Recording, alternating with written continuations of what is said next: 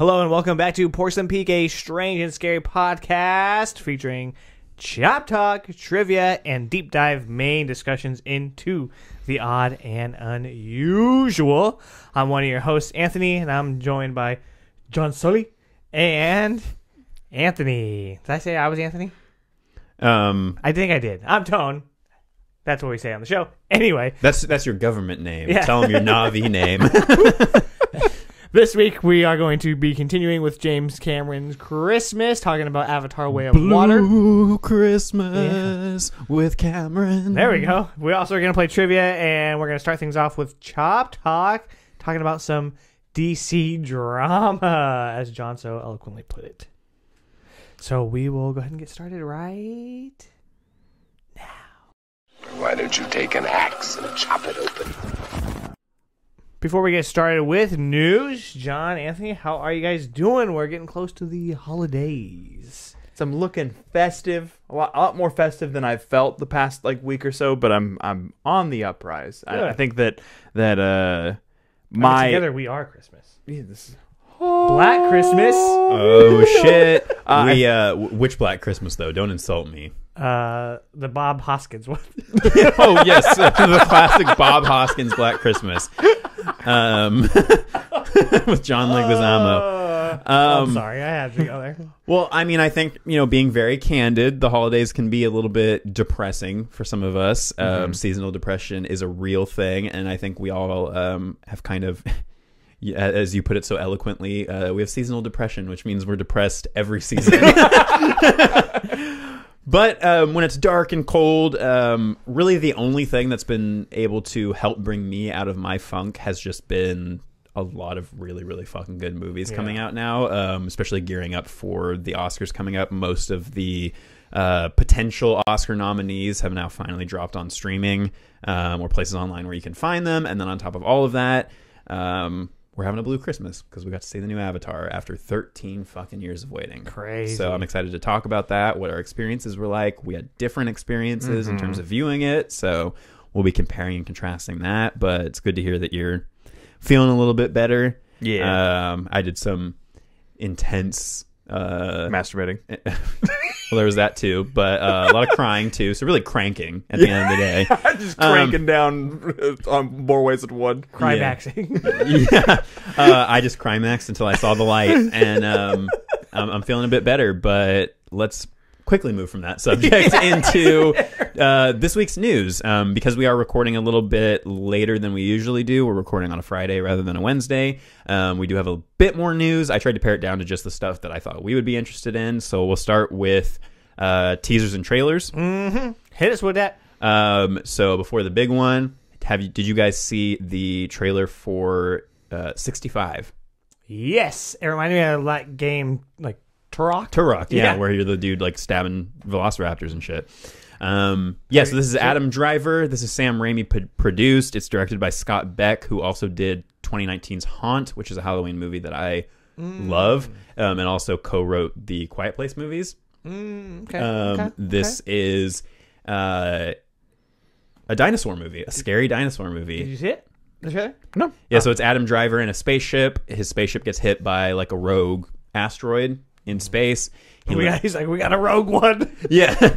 He lands on a planet, discovers some secrets about this planet, and the biggest secret is that he's either traveled back in time, it seems like, or it seems like somehow to the land Planet of the Lost. Apes style, he's traveled 65 million years into the past, and he's now being attacked by dinosaurs, and it looks like they're actually trying to do a scary dinosaur movie, and I'm excited for it. It does look very Turok because he's got like a fucking space marine gun that he's shooting at T-Rexes with. And I was a little very like aliens. Yeah, and the dinosaurs do look very it looks like they're definitely going the Jurassic Park dinosaurs route as opposed to like scientifically accurate dinosaurs. Like, well, we'll go with the scary Jurassic Park version of these dinosaurs. It'll be interesting though because they probably won't be able to use, I'm sure they won't be able to use the same sound effects from Jurassic Park for these dinosaurs, but a lot of the beasts in Avatar have the same sound effects directly from Jurassic Park. Oh, really? Yes. Yeah. So mostly in the funny. first one, you notice it. I forgot to mention it last week, but there are some. I think the panther things are straight up just velociraptor noises, and then like the bigger beast thing has like a T-Rex roar. How funny. But the bigger teaser that nobody has been able to shut the fuck up about since it came out is Scream 6. Yeah. Right I've off the also bat, kept myself in the dark about all of this. I mean, honestly, man, I would say you're good. it's a teaser. Like Yeah. it's literally like a brief clip of a single scene that may or may not even be in the movie. But, I mean, don't. And then that scene, you won't know anything about it. You're like, oh, shit, that is scary. But yeah, it's just a brief teaser of our returning characters from the previous movie. They've all gone to New York now. It does kind of have the Jason Takes Manhattan sort of vibe. We get all of them on a subway, and I think the most fun part of this is if you pause the teaser, you can identify all of the different Halloween costumes in the background, and some of the more fun ones were the Babadook or the Babadook, as Jenna Ortega says, in the background. And then there's also Samara Weaving's character from Ready or Not is there with like the dress and the bullets. That's cool. Yeah, so there's a lot of different costumes you can pick out in the background that are references to other things. And References to even just Scream, right? Yeah. Because Jenna Ortega mentions it in the last one, and then Ready or Not has the same directing team. yeah, so a lot. I mean, I've mentioned before how just kind of tired I am of people talking about Scream. The talk surrounding it, is it excited? Is it like, fuck this? Or Well, like, it's what's just it? the constant over analysis of every bit of everything that comes out, and everybody has their own like, this has to be the way it's gonna go. Stu's coming back, and that's why Ghostface in this trailer has like maybe a kind of older, cracked looking mask, is because it's Stu coming back from a previous thing. And it's like you're just setting yourself up for disappointment when it turns out that's not what the movie is. And then there's the camp of people who are just like, fuck this movie because Nev Campbell's not in it. I am very disappointed by that, but what are you gonna do? I'm also just at a point where I'm like, okay, if we're just going to keep making Scream movies, it's gotten to a point now where like, yes, I will go see them, and if they're good, I'll be happy. But I'm going to have to start doing what I do with like Halloween, where I pick out like, okay, the first 4 or the first 5 are going to be like what I consider like my top tier Scream movies, or even just like the first 3, and then the rest are just like whatever, you know. Same with any other of these horror franchises that have gone on longer than they need to. I just like if they're gonna be done with Sydney, like let's finalize it. I don't want to get into this Laurie situation where she keeps coming back like let's kill her. Or because what's going to happen is that she won't show up in in this movie, and then the way they'll get butts and seats for the next movie is by paying her more money and getting her to come back, and then it's all going to be about that's supposed to be happening. And then it's all going right? to be about the epic return of Sydney back to the franchise, and it's like, or we could just write these characters off and go with this new cast and just commit to that. They're probably trying to see if people are going to respond well to her not being in the movie, and if it takes, then maybe they won't bring her back. And if it tanks, then maybe they can be like, can you come back, please, and get paid what you deserve? Yeah, and so, and then when a franchise gets to a point where they're like, okay, time to take it to New York, or like change up the scenery completely, that's when, it's the classic, okay, you guys are running out of ideas, so you're like, the biggest draw is New York, new rules. But because it's Scream, if they obviously play into referencing things like Jason Takes Manhattan and Muppets Take Manhattan and other horror classics, then I think that they may be able to pull it off. Yeah, I mean, Is that the first time we've left Woodsboro though? So I'm like, who cares? I think the biggest thing is are they capable of shitting the bed harder than the team making the Halloween movies have been? Because I don't think that that's possible. Well, I didn't have this written down, but you actually just reminded me that the David Gordon Green Exorcist movie has been put on a production hold until next year for unknown reasons, which I'm kind of like, I hope that means it's not going to happen, because I just desperately don't want that to happen. But anyway, outside of trailers, but in the teaser territory, we got a poster for Ari Aster's Joaquin Phoenix. I showed a picture to my friend and said, hey, what's the name of this movie? And she goes, Joaquin Phoenix. If you go into the comments, literally everybody is like, this is a really confusing poster, because it just reminds me of like how Stephen King books are always like Stephen King in huge letters at the top, and then at the bottom is the title of the book. And then the title is just in a hashtag at the bottom. But I mean, we went from one kind of shitty awful title to another shitty awful title for this movie, which is, this was called Disappointments Boulevard. and now it is called Beau is Afraid. This is supposed to be, we're not 100% confirmed how much, but tangentially related to a short film that Ari Aster did called Beau. And so, but the man who played the Beau character in that short film has since passed away. And so we don't know if maybe Joaquin's going to be playing a similar character. I haven't seen the short film, but from the description that I read, it sounds like supernatural creepiness. Like a man is supposed to go to like meet his mother or something, and he ends up getting like, he like loses the key to his apartment and then gets like indefinitely trapped inside of it and starts like seeing crazy supernatural Sounds like shit. fucking PT. Yeah. But isn't it supposed to be like a 4-hour nightmare? I felt like at some point he said it was supposed to be like a 4-hour nightmare. It's supposed to be like a nightmare comedy. Like he was saying, there's supposed to be like comedy elements to it. So I'm very interested. I mean, it's Ari Aster, so really that's all you had to do to convince me. And I love Joaquin Phoenix. So Is I'm he I really playing don't have like any a reason kid? I really hope that there isn't some men style de-aging That's what of it looked Joaquin like Phoenix. in that poster, right? But that's also it looks like a painting. Like somebody Yeah. could easily just paint Joaquin Phoenix as a kid, and then, or they got an actor who really looks like him. I don't know. We don't know too much about it outside of we got the poster. What do you think? I mean, you're a big... I'm in. You're a big asshole. Yeah. the fact that Ari Aster is making another project has me infinitely excited. I'm just waiting for there to be a trailer that I won't watch and for the movie to come out so that way I can see it. I bet you cave. I bet if a trailer comes out, you watch it. I think I watched one trailer for Midsommar and I never watched the trailer for Hereditary. Crazy. How could you avoid that fucking one? Jesus, I felt like it was on everything. Oh yeah, seriously. Yeah, to the point where when I went and saw Hereditary, everybody in the audience was doing that for the whole movie.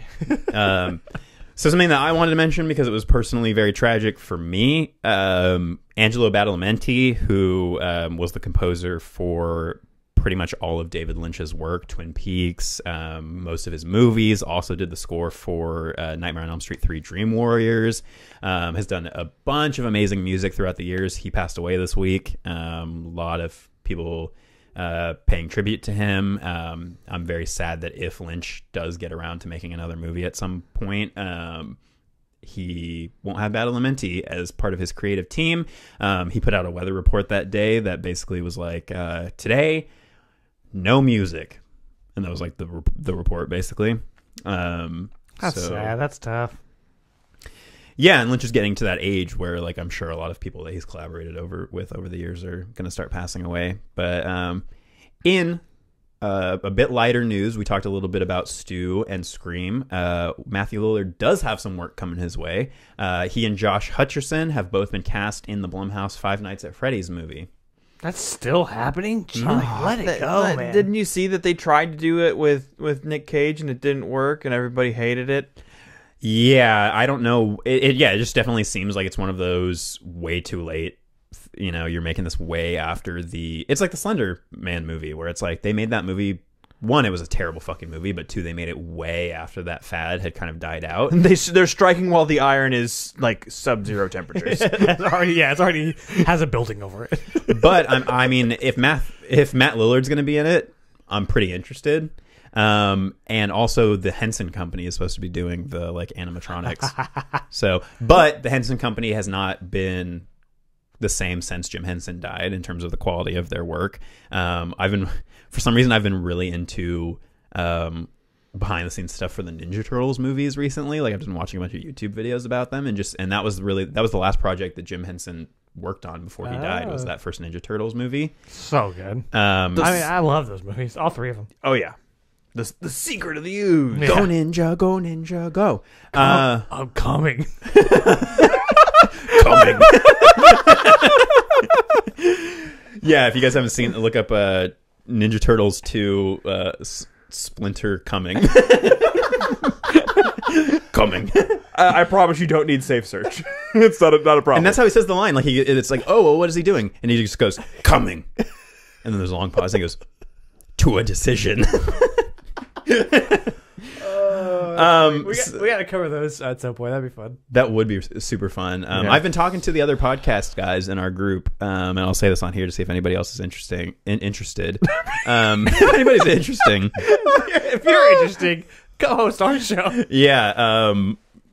So I was saying, okay, well, we can never work into our schedules some way for us all to get together and do recordings together. So I was like, what if we instead chose like a trilogy of movies between like us, Chuck, Elm Street, and like we cover in our own format, doing all of our own stuff, like the first movie in the trilogy, and then Elm Street does the second one, and Chuck and them do the third one, and we basically like put it on Instagram and stuff as like we're doing a month-long theme, but we're going to be doing it across podcasts.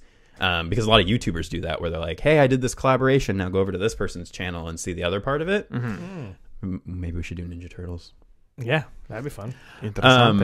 So a little bit of follow-up to something that we talked about last week with Mike Flanagan and the whole moving to Amazon. I had talked about how I was hoping this meant that he was going to be doing The Dark Tower. Well, pretty much like the day after we talked about this, Flanagan came out and announced that he has had the rights to The Dark Tower for like a year now. And that he is going to be doing it whether Amazon wants to or not. He's like, we're gonna find a place to do it, and we're gonna do it. And he says he has the pilot written and ready to go. Yeah, and it's funny looking at his Tumblr. So many people and on Twitter have been asking him about The Dark Tower, and he hasn't been able to say anything about it. And he was like, "Yeah, I was like gritting my teeth because we've had the rights to this for a long time now." How cool! I wonder why he couldn't say anything. He has the rights. Like, what does that do? It may have had something to do with his Netflix contract. Like maybe he had to wait until he was out of that to announce that he was now going to go shop. Because then they would want it. Yeah, or like try to use it in some pawn way to like, oh well, we'll let you do dark, But he said his plan is to do 5 seasons and 2 movies. So it seems like everybody who is a fan of The Dark Tower, and I know they're fans because in their tweets they're making references that I don't fucking get from this book series about Ka and all this stuff. They seem very excited. People are like, he's the right guy to do it if he gets those 5 seasons in those movies. A lot of people are saying that Raul should play the gunslinger, like the main character in it. I think that would be pretty sick. I think that there will be people who because the Idris Elba character. Yeah, there will be people who will compare him to Idris, and I think that that's a mistake. I think that he would bring a different layer to that character. I do think that the best part about that movie, which I feel like is a pretty weak movie overall, was Idris Elba as the gunslinger. But I do think that that Rahul Kohli just he can bring a lot of charm to that character. Is that book? Is it a series of books? Yes. Yes. Is it done? Yeah. Oh, okay. So it's all over. He finished it a few years ago.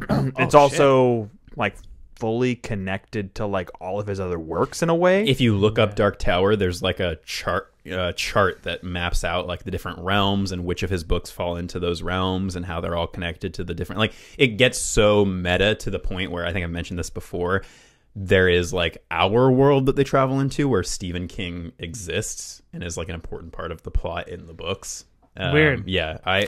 It's one of those things where I'm like, I would be so interested in learning about that world, but I don't know if I have the patience to read all of the books. So if he executes this well enough, I won't have to, Well, I think that's a lot of the reason why people are saying that Mike Flanagan is the perfect person for this. Not only does he have experience with different types of Stephen King films, he also has like experience connecting to already established works within like the Stephen King cinematic, scope.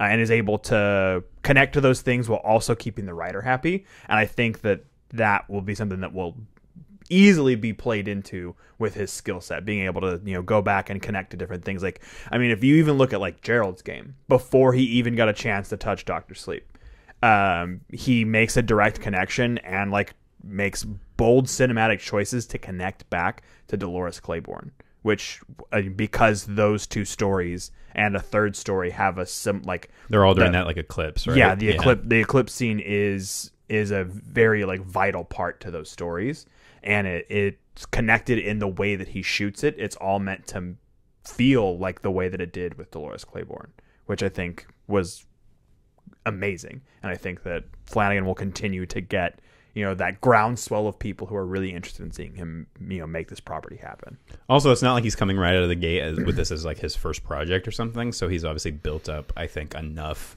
of a resume to be able to pull enough strings to do it the way that he wants to do it, as opposed to like, we just have this property and it's got Stephen King's name on it and we got to get somebody to make it and put it out. He's like, no, he's passionate about it. He's got the knowledge of Stephen King in that world. He's read the books, which I think I'll probably, I don't know for sure, but probably the people involved with the Dark Tower movie probably didn't actually read the books because they're Stephen King books, so they're long and convoluted.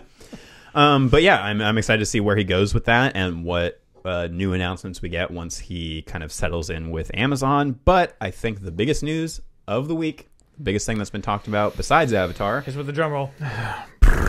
is Detective Comics Cinematic Universe, James Gunn, Peter Safran making big swings and decisions. And as of October, those swings are with an axe. yeah, and they have struck down our Man of Steel. Yeah, so last week, I think it was, we talked about them saying no to Wonder Woman and to old Patty. So there's been a lot of stuff coming out about that because for a little bit the narrative was that they had said no to Patty Jenkins, and then the narrative switched to Patty Jenkins was the one who walked away from the project, and then she came out with a long statement basically being like, I'm sick and tired of all of the rumors around what actually happened. She was like, I didn't walk away from the project. We just had a meeting, and basically she had a character arc mapped out for what she wanted to do with Wonder Woman. It did not fit into what they wanted to do, and they were basically like, this is not... there's nothing we can do. They were just like, it's not gonna happen in this capacity. And so she was like, okay, cool, I guess I'm just not gonna be involved in it. That doesn't mean that necessarily Gal Gadot's Wonder Woman is forever done, but with this news about Henry Cavill, it does very much seem like The old guard's out. yeah, they're trying to get rid of all traces of the Snyderverse. Gunn has been trying his best on Twitter to kind of clear up some of the misconceptions and rumors. I do not envy these guys at all with the position that they're in, because you have this insanely rabid, borderline hateful group of people who are the Snyder fans who are like, if you had just given it a chance. Guys, it's been convoluted, but it's had 15 years of being stuck in this like Snyderverse, like trying to make it work with these characters in different styles and different things, and trying to do a whole new version of Justice League, but then not wanting to continue that version. And it's like, we just need to reboot this and get past this. And it seems like that's what Gunn and all of them are saying, is like, yeah, we're gonna have to kill your darlings to get this back on track, so that we don't go another 10-15 years of just going in circles with these same characters, because nobody has a clear vision of what they're doing And remaking movies we made 5 years ago. Yeah. But so that's the news, right? So if it wasn't exactly clear, Henry Cavill came out and said for sure now that his version of Superman is no longer moving forward. Yeah, so even though we just got an announcement 2 months ago that It went October, yeah. at the after credit scene of Black Adam. so where some of the okay. So He literally was he's literally in the movie. in it. Yeah. oh shit. Okay. So so there's a bit about some people are kind of pissed off at The Rock now and are thinking that there's even more chance that there will not be a Black Adam 2, because The Rock seems to have overstepped his boundaries in terms of like what he was allowed to do in the DC universe, because he was basically like, nobody's going to tell me no, and I want to bring back Henry Cavill as Superman. So he pulled the strings to make that happen. And then the studio, literally like the day after Henry Cavill announced that he was coming back as Superman, they officially hired James Gunn and Peter Safran to do this thing. So Shit, dude. a lot of people are saying like, really, it wasn't The Rock's place to bring Henry Cavill in and do that before this new guard had taken over and made their plan of what was going to happen going forward. And he jumped the gun. And put Cavill in and basically made this situation a lot worse than it would have been if Cavill hadn't come back for that cameo at the end of the movie and everyone had made already that announcement. They were in a place where everyone already could have understood that because those movies didn't have the success that they needed, and because the studio was moving away from them, that they didn't need to worry about those being a thing anymore. That people, while they could drum up as much, fan outcry as they wanted to, that they'd already basically been told, hey, these characters aren't really coming back. And then they get the carrot dangled in front of them, and then to have it pulled away again, which, like I said, it's reopening the same exact wound and making it hurt worse.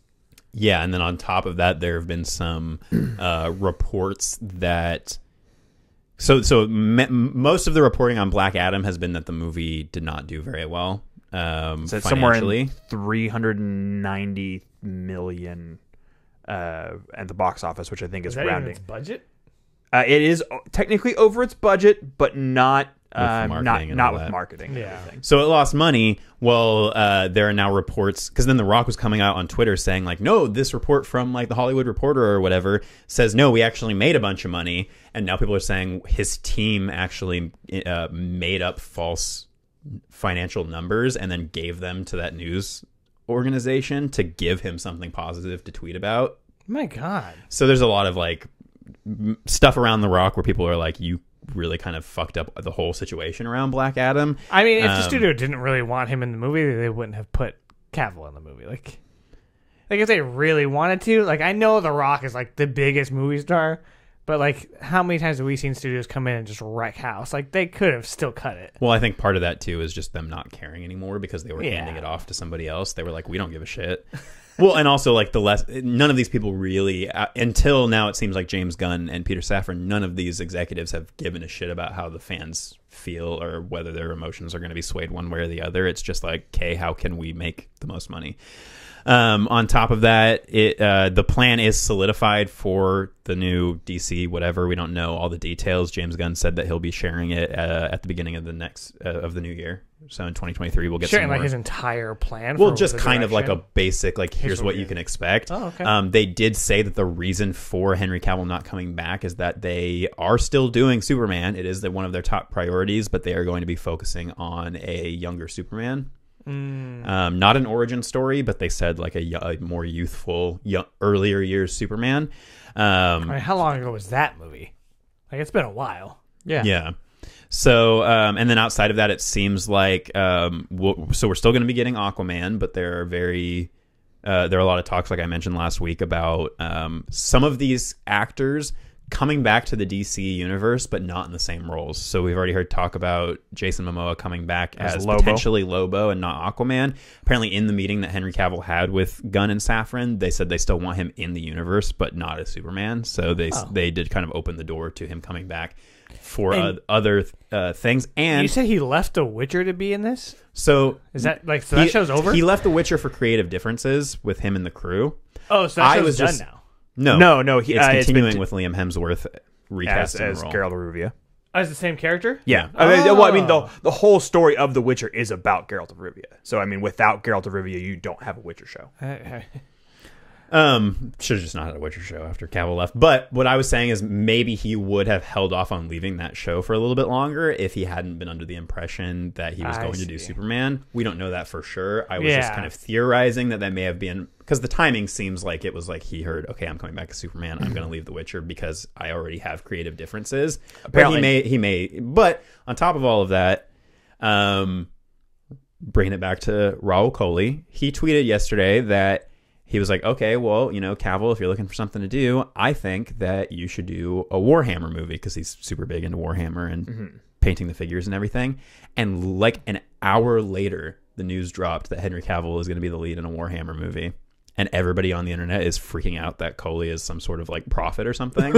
Because he was like, honestly, I just love Warhammer. And was like, and I know that Cavill is like a big, Witcher board, tabletop game fantasy nerd. So he was like, yeah, you should just do this. And now everybody's like, you got to go buy lottery tickets, dude, because you like predicted this. Because it was like literally an hour later. It was Yeah. like Henry Cavill now leading a Witcher or a Warhammer movie.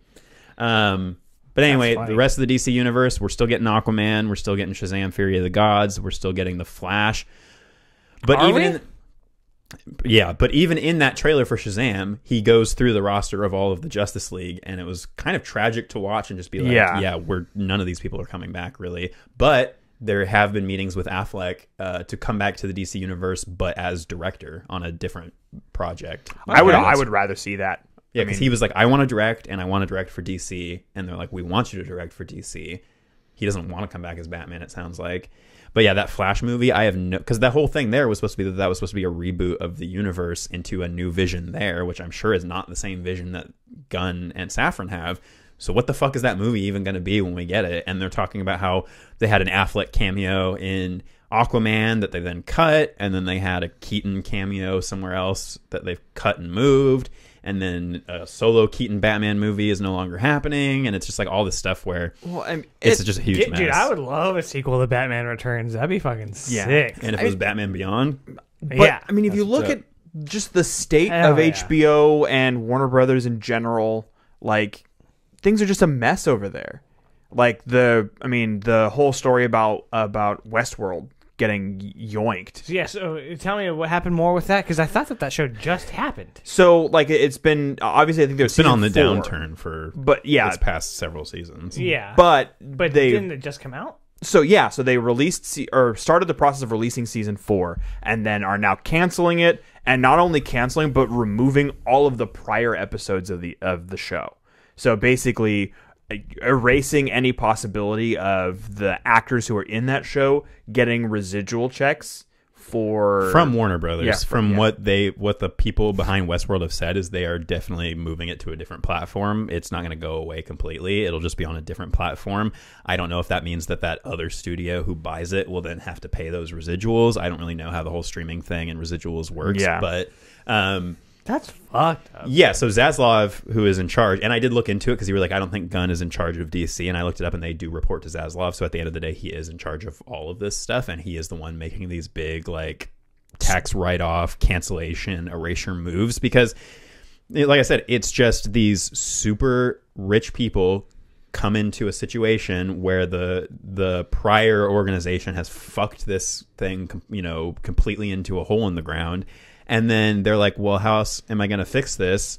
I just have to cancel and change and switch around everything this other person did. And at the end of the day, in both situations, both prior to and with the new guard, it's just fucking over the creators. There's a show I think I mentioned to you called Minx or something like that was literally had just wrapped production on its season 2 and then got canceled by Warner.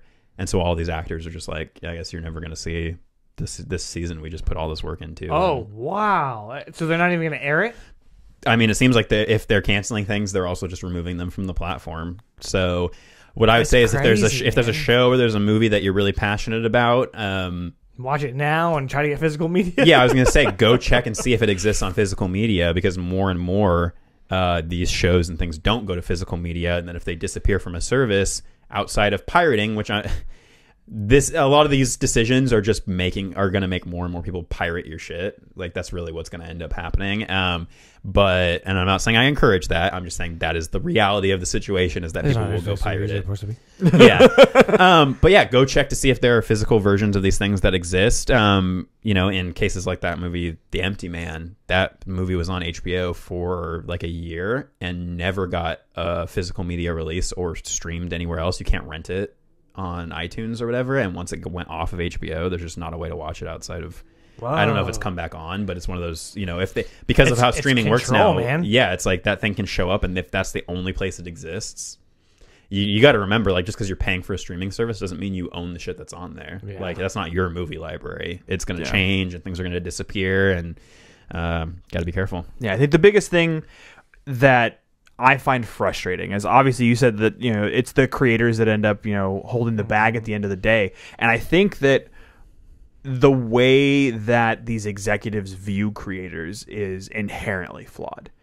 Creators create content. Yeah, it's not art. It's content. Yeah, creators they make culture.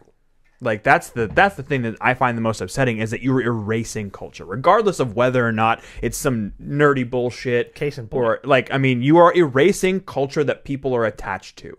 And I think that what's really frustrating about it is they see themselves as like a surgeon, like that they're removing cancer from this company to make it profitable. And I think that shit is just, it's flawed. Like I said, the reason why your company exists is to create culture, for things to get attached to, for things to be talked about around a water cooler at the office, things that get people, to escape from their shitty real lives. And by removing the content, you're saying that it wasn't good enough. And for a lot of people, that content could be the thing that gets them out of bed in the morning. And that shit's the stuff that scares me. Well, and the frustrating thing is that, like I said earlier, this is not like a network going, okay, we have all of these shit shows, like these all this is terrible, and we want to become like a prestige network, so we're going to trim off the fat, like you said. It's no, we're now seeing the consequences of our own actions, and we made this mess by, and all the streaming services have done this at this point, outside of maybe like your Disney Pluses, where they have just poured so much money into constantly putting out so much shit that it's this bubble. And it's inflated and inflated and inflated, and at some point It has to burst. It has to burst, and that's what's happening. Is that now they're going, okay, we have too much shit. We've dumped too much money into all of this stuff, and that's why Netflix is now in this, like, you know, it's ridiculous to the point of being hilarious. It's a joke now that Netflix is like, oh, you know, if your show even comes out now on Netflix after being produced, good luck getting more than one season. Every week, it's a dozen new shows they've canceled that have only run one season or two seasons, and then you go in the comments and there are people who, like you said, John, we're super fucking into the show, and a lot of them are shows I've never heard of, but people are like, dude, the production, the acting was so great, I was super into it, and now I'm never going to get a resolution to it. Exactly. So it's like, if you're going to cancel it, let us get a couple episodes or something, like let them know ahead of time. But they don't want to let them know, so they don't write it that way. And so then we get fucked as people who are viewing it, and it's like, well, fuck Netflix. Like, a lot of times I don't want to watch it because it's like Santa Clarita Diet, for example. I know it's not like the best show, but if you're going to end a show, give me some finality. Like, let's resolve it. Instead of picking up Lucifer after it gets canceled on Fox and giving us another 2 seasons, like, finish off the shows you have and make them good and have them conclude so that we are satisfied as fans, because that's how you build loyalty. Like, that was a good, satisfying show. They don't want loyalty. They want money. Even if I only got 3 seasons. Like, they did that with Dead to Me, which just happened. It's like, okay, cool. You know that this show's going to end. Let them know ahead of time. Let's wrap this bad boy up. And I think that you bring up an interesting point in that Disney Plus is really the only one who hasn't, like, died by the fire of creating a streaming service. And I think that a lot of that comes down to, not only have they put themselves in a position where they waited until they were one of the biggest media corporations on the fucking planet, and they were just like, we have a big enough library of properties that we don't need to be. I mean, and they do put out a lot of new stuff, but it's nowhere near the volume of a Netflix, like, constantly putting shit out. And you also mentioned volume. The volume is something they've done to cut costs and make things more convenient. They have to do less editing after the fact, less, computer-generated, images to make everything work. And because they can do that, for some things, they can make a show on pennies on the dollar compared to what other companies are making for it. Yeah, it makes it feel smaller in scope depending on who's at the helm of it. But if you put somebody like Jon Favreau in front of that shit, he'll make something that's fucking cool, even if it does feel smaller in scale. And it's still interesting. It still gets people on board to sign up for your service. Yeah. I just think the state of the industry right now is fucked. If you're a creator. Yeah, and as 3 creators, like, that fucking sucks. Well, yeah, and it just makes me. I'm like, yeah, I would love to one day, make a movie, but I don't want to do it through any of the, these studios or the studio system, which means that it'll never get seen by anybody, and that's just the way the cookie crumbles. But or you release it publicly and get it, and everybody sees it, but then you have to get people to see it. So we finally got to this era where prestige actors and creators and talents were finally comfortable with making stuff for TV and making things for streaming services, and now these creators are being treated, for the most part, so poorly that I'm like, well, they're not going to want to make shit for your service anymore. And then it's not any better on the movie front. Most of these people are being treated horribly by these big movie studios, and at the end of the day, all of these streaming services are also the big movie studios. It's Disney and Paramount and Netflix, and Apple now has won an Oscar. Like, the big studios are now also the streaming services. So if you're a creator, you can't escape the corporate, billionaire fuckery that is happening. Yeah, that is at the end of the day just getting in the way of art. So we could go on forever and do a whole episode about it's money. It's not art to them. They don't care about. They don't care about the form. Which is also just the state of art in general. Like, that's why the fine art world has turned into what it is now, which is just, millions of dollars being thrown at art where half the people looking at it don't know for sure whether it is art or not. It's just, well, somebody told me this is supposed to be worth this much money, and it's insane. Like, we could go on a whole episode about. about the state of Hollywood, and maybe we should at some point. That's why I support A24 at the fervor that I do, is because at least they're there to make sure that people get to make the shit that they want and get it as many eyes as they can. Mr. 24 canceled it. They got sued from 24. Yeah, I mean, I just gave him $20 the other day to watch a screening room movie. So, and then bawled your little eyes out. Bawled my little balls out. It's gonna wrap it up for Chop Talk. We'll go ahead and get started with trivia. That Christmas house of wax, the fog, piranha. It's one of those, right? Right? Trivia time. The moment you might have been waiting for. Maybe. Jumping at the bit. Before we get into Trivial Pursuit, we had a question last week about what other franchise had interconnected trees. John's answer was the Lord of the Rings franchise. Anthony's answer was the Ender franchise. And what was the real answer? I, like John, also thought it was Lord of the Rings, but it is not. It is the Ender franchise. The Ender franchise. I don't know shit about the Ender franchise. So. Me either, yeah. I just know it was a Asa Butterfield, right? Yeah, so Ender's Game, I haven't done, it's like Dune, where you can just read the one book, or you can read the whole crazy franchise, and that stuff that shows up in the other stuff. I read Ender's Game, and I think that book is fucking phenomenal, but Arthur C. Clarke is not a good human being. The guy who... Oh, really? Yeah, he's... I didn't know he wrote those. Yeah, he also wrote 2001: A Space Odyssey with Stanley Kubrick. Did the novelization? Did he and do? everything. No, never mind. I think that was Heinlein. Never mind. But yeah, so do we have a new trivia question to challenge our audiences with this week? We do. So my question, Uh-oh. and you have to not cheat. You have it on a whole other device? This one just has what's going on here. All right, My question is, whatever happened to Baby Jane? So Does Busted also make you feel good? My question is, where is the love? So up until I want to say this year, Avatar, the original, had been taken over as the highest grossing film of all time by Avengers Endgame. And then they re-released to theaters in order to reclaim that throne, and Avatar is now again the highest grossing film of all time. Oh, so sick. Okay. And by grossing, you mean the movie that's made people piss and shit and puke in the theater the most, right? Yes. So all time, the Avatar in all of its re-releases and everything has grossed $2.922 billion. Chump change. Yeah. Some might say. It's a lot of money. A whole heck of a lot of money. It made me realize that was one of those things where I was like, fucking billionaires, because then I was thinking about how much money like someone like Elon Musk has, and I was like, that is chump change for somebody like Elon Musk. But for a movie, that's fucking crazy. Yeah. So it was re-released this year in September, basically to kind of try to drum up to make sure that, hey, Remember this? Are we still going to be able to make money on a new edition of this? That re-release that happened this year for like a couple of weekends made it the 43rd highest grossing film worldwide of this year. So what I want to do is have you guess what the number was. For this year? Yeah, how much money did Avatar make this year? Oh my god. Can you give us like a range? A Like, ballpark? is it in the hundred thousands? Is it millions? in the Is it 100 millions? millions. It's in the millions. Okay. So that narrows it down. I'm going to It's kind say of. $70 million. Okay.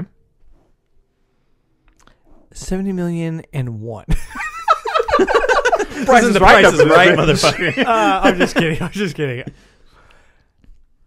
Man, that is tough. Can you tell us how long it was in theaters? It was only a few weekends, Okay. but it was worldwide. Worldwide. But you got to think, there are some people who can only jerk it to completion while watching Avatar in theaters, so they probably went and saw this multiple times because they haven't been able to jerk it for at least 13 years to completion, so they had to go see it at least 4 or 5 times. Dude. Yeah. I will say, I think it's going to be a little bit... Oh, I'm going to say lower. I'm going to say 45 mil. Okay. All right, audience. So without Googling this and cheating, Think of in your head what you think the number is. I want to know immediately when we're done recording. yeah. Remember it for a week, and then next week we will reveal to you what the answer is for how much money. Crazy though, that movie. Like, yeah, they can just put it in theaters whenever, and it'll make a shit ton of money. Wherever, But yeah, thanks for bringing the Avatar trivia. I'm very interested to know. John. And we're going to play Trivial Pursuit here, horror movie edition. I won last week, which was exciting for me, maybe less for you guys. But see if I can get myself a little streaky. And I'll read to John. John's going to read back to Anthony. And then Anthony will read to me. Typical fashion, bro. And John's going to tell us the categories. And we're going to get started with these bad boys. What's the first category, Anthony? Category 1 is hood bat shit. Hood bat shit category, a.k.a. monster. John, what director helmed both The Bride of Frankenstein from 1935 and Frankenstein from 1931? Is that James Whale? Oh my goodness, it is! Because trivia is getting so cutthroat, we're actually not going to be accepting alternative pronunciations and weird accents for answers anymore. Yamze Ihuila. The James Whale. How about that? Which is really funny because of The Way of Water, directed by James Cameron. It all connects. And The Whale, starring Brendan Fraser. I'm making a concerted effort to make sure I say his name correctly because he's been saying in interviews recently that for his entire career, we've all said nobody's Fraser. ever said it properly. Fraser, yeah. Yeah, so it's like laser or razor. It's a Fraser. I watched the actor on actor that you sent us last night when we got back. Blade. Razor. Did you watch Fraser? Have you gotten a chance to watch the Jamie Lee and Colin Farrell one that I sent? No, not yet. They like cry together while they're. Oh my god. Yeah, because they're both so fucking passionate about acting, and at one point, Farrell is like, "Yeah, I listened to this like Irish song when I was like getting in the mood for Banshees," and he like plays it for her, and they're both just like crying, talking. It was a very emotional actor on actor. I thought originally that Fraser and Sandler was like a weird combination, but then like hearing them talk about Airheads and that kind of thing, I was like, oh, okay, they were like in the same world for a little bit. And getting to see like the very different paths their careers took after that, yeah. Cool. Well, you're on the board, John. Awesome. Anthony, in Nosferatu from 1922, what is the name of the sinister vampire of the film? Well, Marky Mark would say that he's some kind of a Nosferatu. It's Count Orlok. It is indeed Count Orlok. Nice. Count At least I'm on the board. Tone, Night of the Living Dead from 1968. Was filmed in what type of monochrome form? Black and white? Yeah, this is a real dumb question. It just... Yeah, monochrome. Yeah. I'll take it. All right. So we're all on the board. And our next category Push me is... on the board. Push me on the board. Hey. The next category is... Why am I supporting this bit? I hate it. It's the this is the Fulci category because it's all about eye trauma. It is gore/disturbing. John, what are the final words of protagonist Max Wren in Videodrome from 1983? I don't know, so I'm gonna say, well, that's Videodrome. That is correct. No, it is Long Live the New Flesh, which I feel like we've heard. Yeah, because I got stuck on that question like a year ago when we had it. I was like, I know it's like we love the flesh or something. We love skin. Skin, man. Slide me some skin. That's Videodrome. Ba-da-ba-ba-da-ba. Anthony, what actress was in both Planet Terror and Death Proof from Grindhouse? Ooh. Is this Rose I McGowan? think you're right. Mm-hmm. It is Rose McGowan, yeah. Nice. I've been wanting to go rewatch those movies because I remember I liked them because I didn't see them until years after they came out, but I remember liking them when I watched them a few years back. I think if you know what you're getting yourself into, that they're like Grindhouse films, that you'll probably enjoy them. Yeah, I remember liking Planet Terror more just because it's the more like horror zombie Yeah. thing. Tarantino's a full piece of shit. Yeah.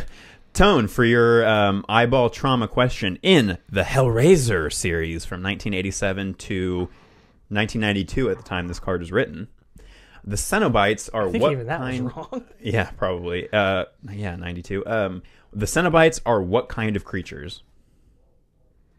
This is a weird, specific answer. So if you get close enough, I'll give it to you. But we may have to put this up to Close. committee. And interdimensional priests. Hey, man. Yes, it's extra dimensional here. So Okay. yeah, you're I don't know the difference, but- you got it. Yeah. Angels to some, demons to others. Yeah, that's, I don't think it ever. Well, maybe it says in one of the other movies, but I don't think any of us have watched that entire franchise. Yeah, they're explorers of the flesh. and the extra dimensions. And Hey, that's Videodrome. And that was Hellraiser. Put a pin in it. they just love puzzling, bro. Who doesn't? All right, so Anthony and I are tied at 2. Yep. Cool. And we're moving into the third category. John's sitting at 1. And the category is... This category is called Busy Getting Brain Like Krang. What's my name? I'll stop singing that song. It's a psychological. John, what does protagonist Michelle find scratched into a second hatch when repairing a ventilator in 10 Cloverfield Lane from 2016? And in case you were confused, that's the protagonist. I was actually going to use 10 Cloverfield Lane for a trivia question until you told me that it was supposed to be related. Because I got that song stuck in my head from the trailer, that run as fast as we can. Oh, yeah. And I was going to ask you what trailer featured that song so that we would all get it stuck in Well, our I think heads. we can probably just start bringing random trivia questions, especially since we never know what we're doing next. I love that. Can you reread the question for me real quick? Sure, there's a word that Michelle finds scratched into a second hatch when she repairs the ventilator in 10 Cloverfield Lane. What is that word? Is it liar?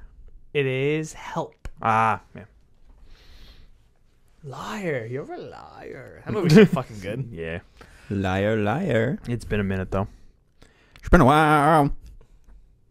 Anthony, what surgical instrument does the resurrected Gage Creed steal from his father to commit his murders in Pet Sematary from 1989? I'm going to show you how to use that old pet cemetery, but you better not go use that old pet cemetery. You know there's a pet cemetery in Modesto? Really? Yeah.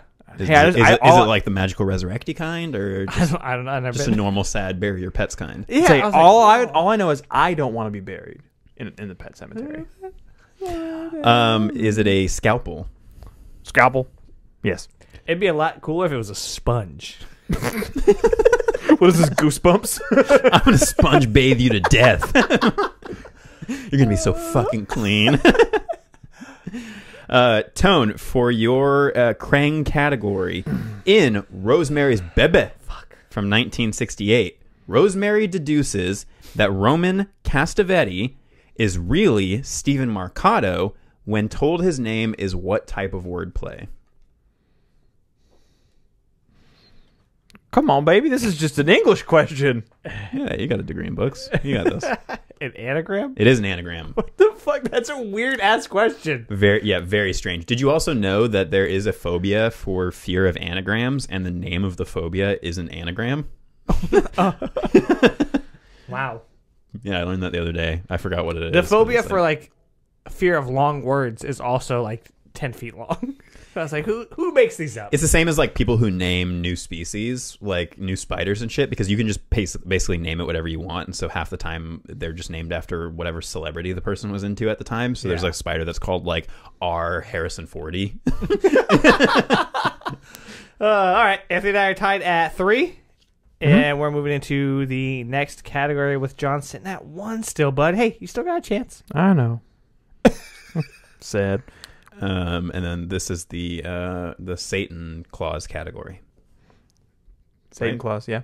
Satan is an anagram. It's paranormal. Shit, I said that to someone today, and they were like, you got to stop. And I was like, it's all there, man. Think about it. Paranormal John and Paranormal Activity 2 from 2010. What is the relationship between Christy and Katie. Are Christy and Katie sisters? That is correct, and you're in the game still, my guy. Hell yes. Anthony, for what 1976 film did composer Jerry Goldsmith win an Oscar? Run around as fast as we can. You said 1976. Mm-hmm. Hit him with some heartbeats. I'm not sure if this is even remotely the right year, but I'm going to say Planet of the Apes. Oh, it's The Omen. Fuck. Because I know Jerry Goldsmith also did Planet of the Apes, so because he's done a shit of stuff, a lot of stuff. He did stuff. He is. I saw a tweet the other day that was like, it was Kanye saying like, I will never make a diss record. And somebody responded to it, and they were like, I didn't know Kanye was Italian. I will never make a diss record. That's pretty funny. I'm glad people are clowning on him. Well, you know, I'm sorry I can't be perfect, as Simple Plan would say. Tone, in your paranormal category, in The Sixth Sense from 1999, what actor uttered the famous line, I see dead people? Oh my god! How the hell do you get a softball like this? Yeah, it has been a weird card. Well, he uses a lot of lotion. That's why he has. I got some soft balls. I would even describe the actor here as a softball. Poor guy. Haley Joel Osment. It is indeed Haley Joel Osment. Oh, I love Haley Joel Osment. Like any interviews I see with him, he just seems like the sweetest guy ever. Mm-hmm. He still is just that 6-year-old. Mm-hmm. Just tormented by visions of Misha Barton. just vomiting in a corner. Same. All right, well, I've taken the lead here, haven't See. I? At 4, Mm-hmm. and we're moving into the next go. So, Anthony's at 3, and John, you're sitting at 2 now. So you guys still got a chance. God, you're getting so close to that streak. Oh yeah, I can taste it. You try to taste his streak?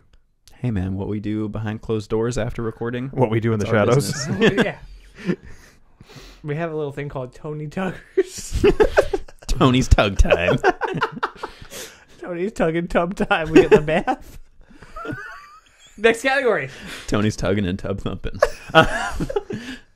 Next category is the San Jose Sharks category. It's good for me. Shark Tank. Killer. Killer John, what 1953 film released in 3D despite its director Andre de Toth being blind in one eye and unable to experience the 3D effects?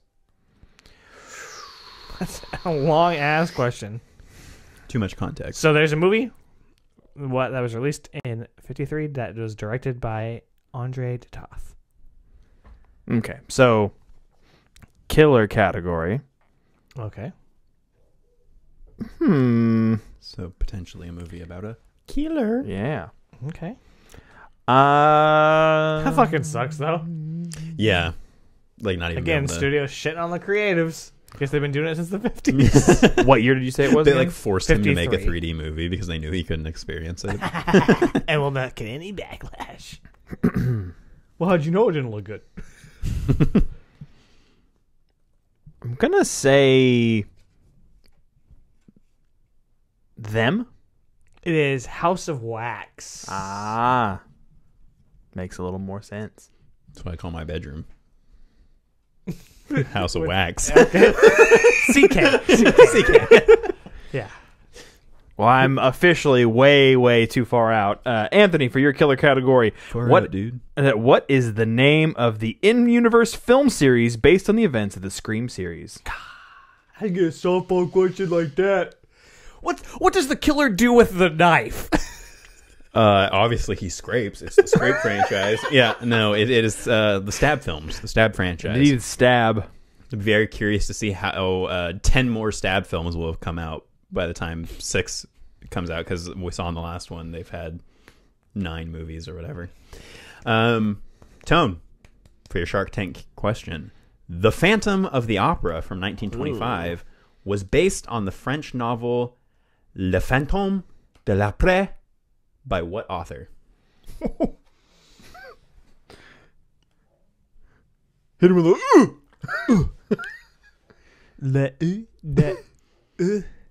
Oh, dude, you fucking nailed it. Wow. Claire Danes. Oh shit! No, it wasn't. You dumb fuck. It was. It was Gaston Leroux. No one herps like Gaston. No one derps like Gaston. We're tied at 4, 3, 2. 4. Okay. For And legal help. you got 2. Yes. Great. And we're moving into The Welcome to Earth category. International. John. What type of fictional entities are the threat in Wreck from 2007? The threat from Wreck? Yeah. The Wreck Threat. The Wreck threat? Yeah.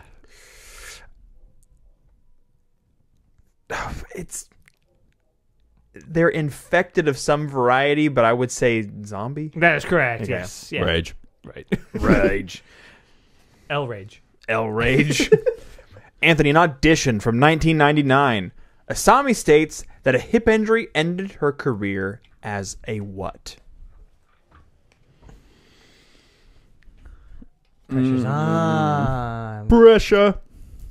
Pressing down on me. There's a dance scene at the end of After Sun to that song Yeah. that had me fucking weeping. Oh my god. Yeah, it's ridiculous. Weeping like a So bell? good.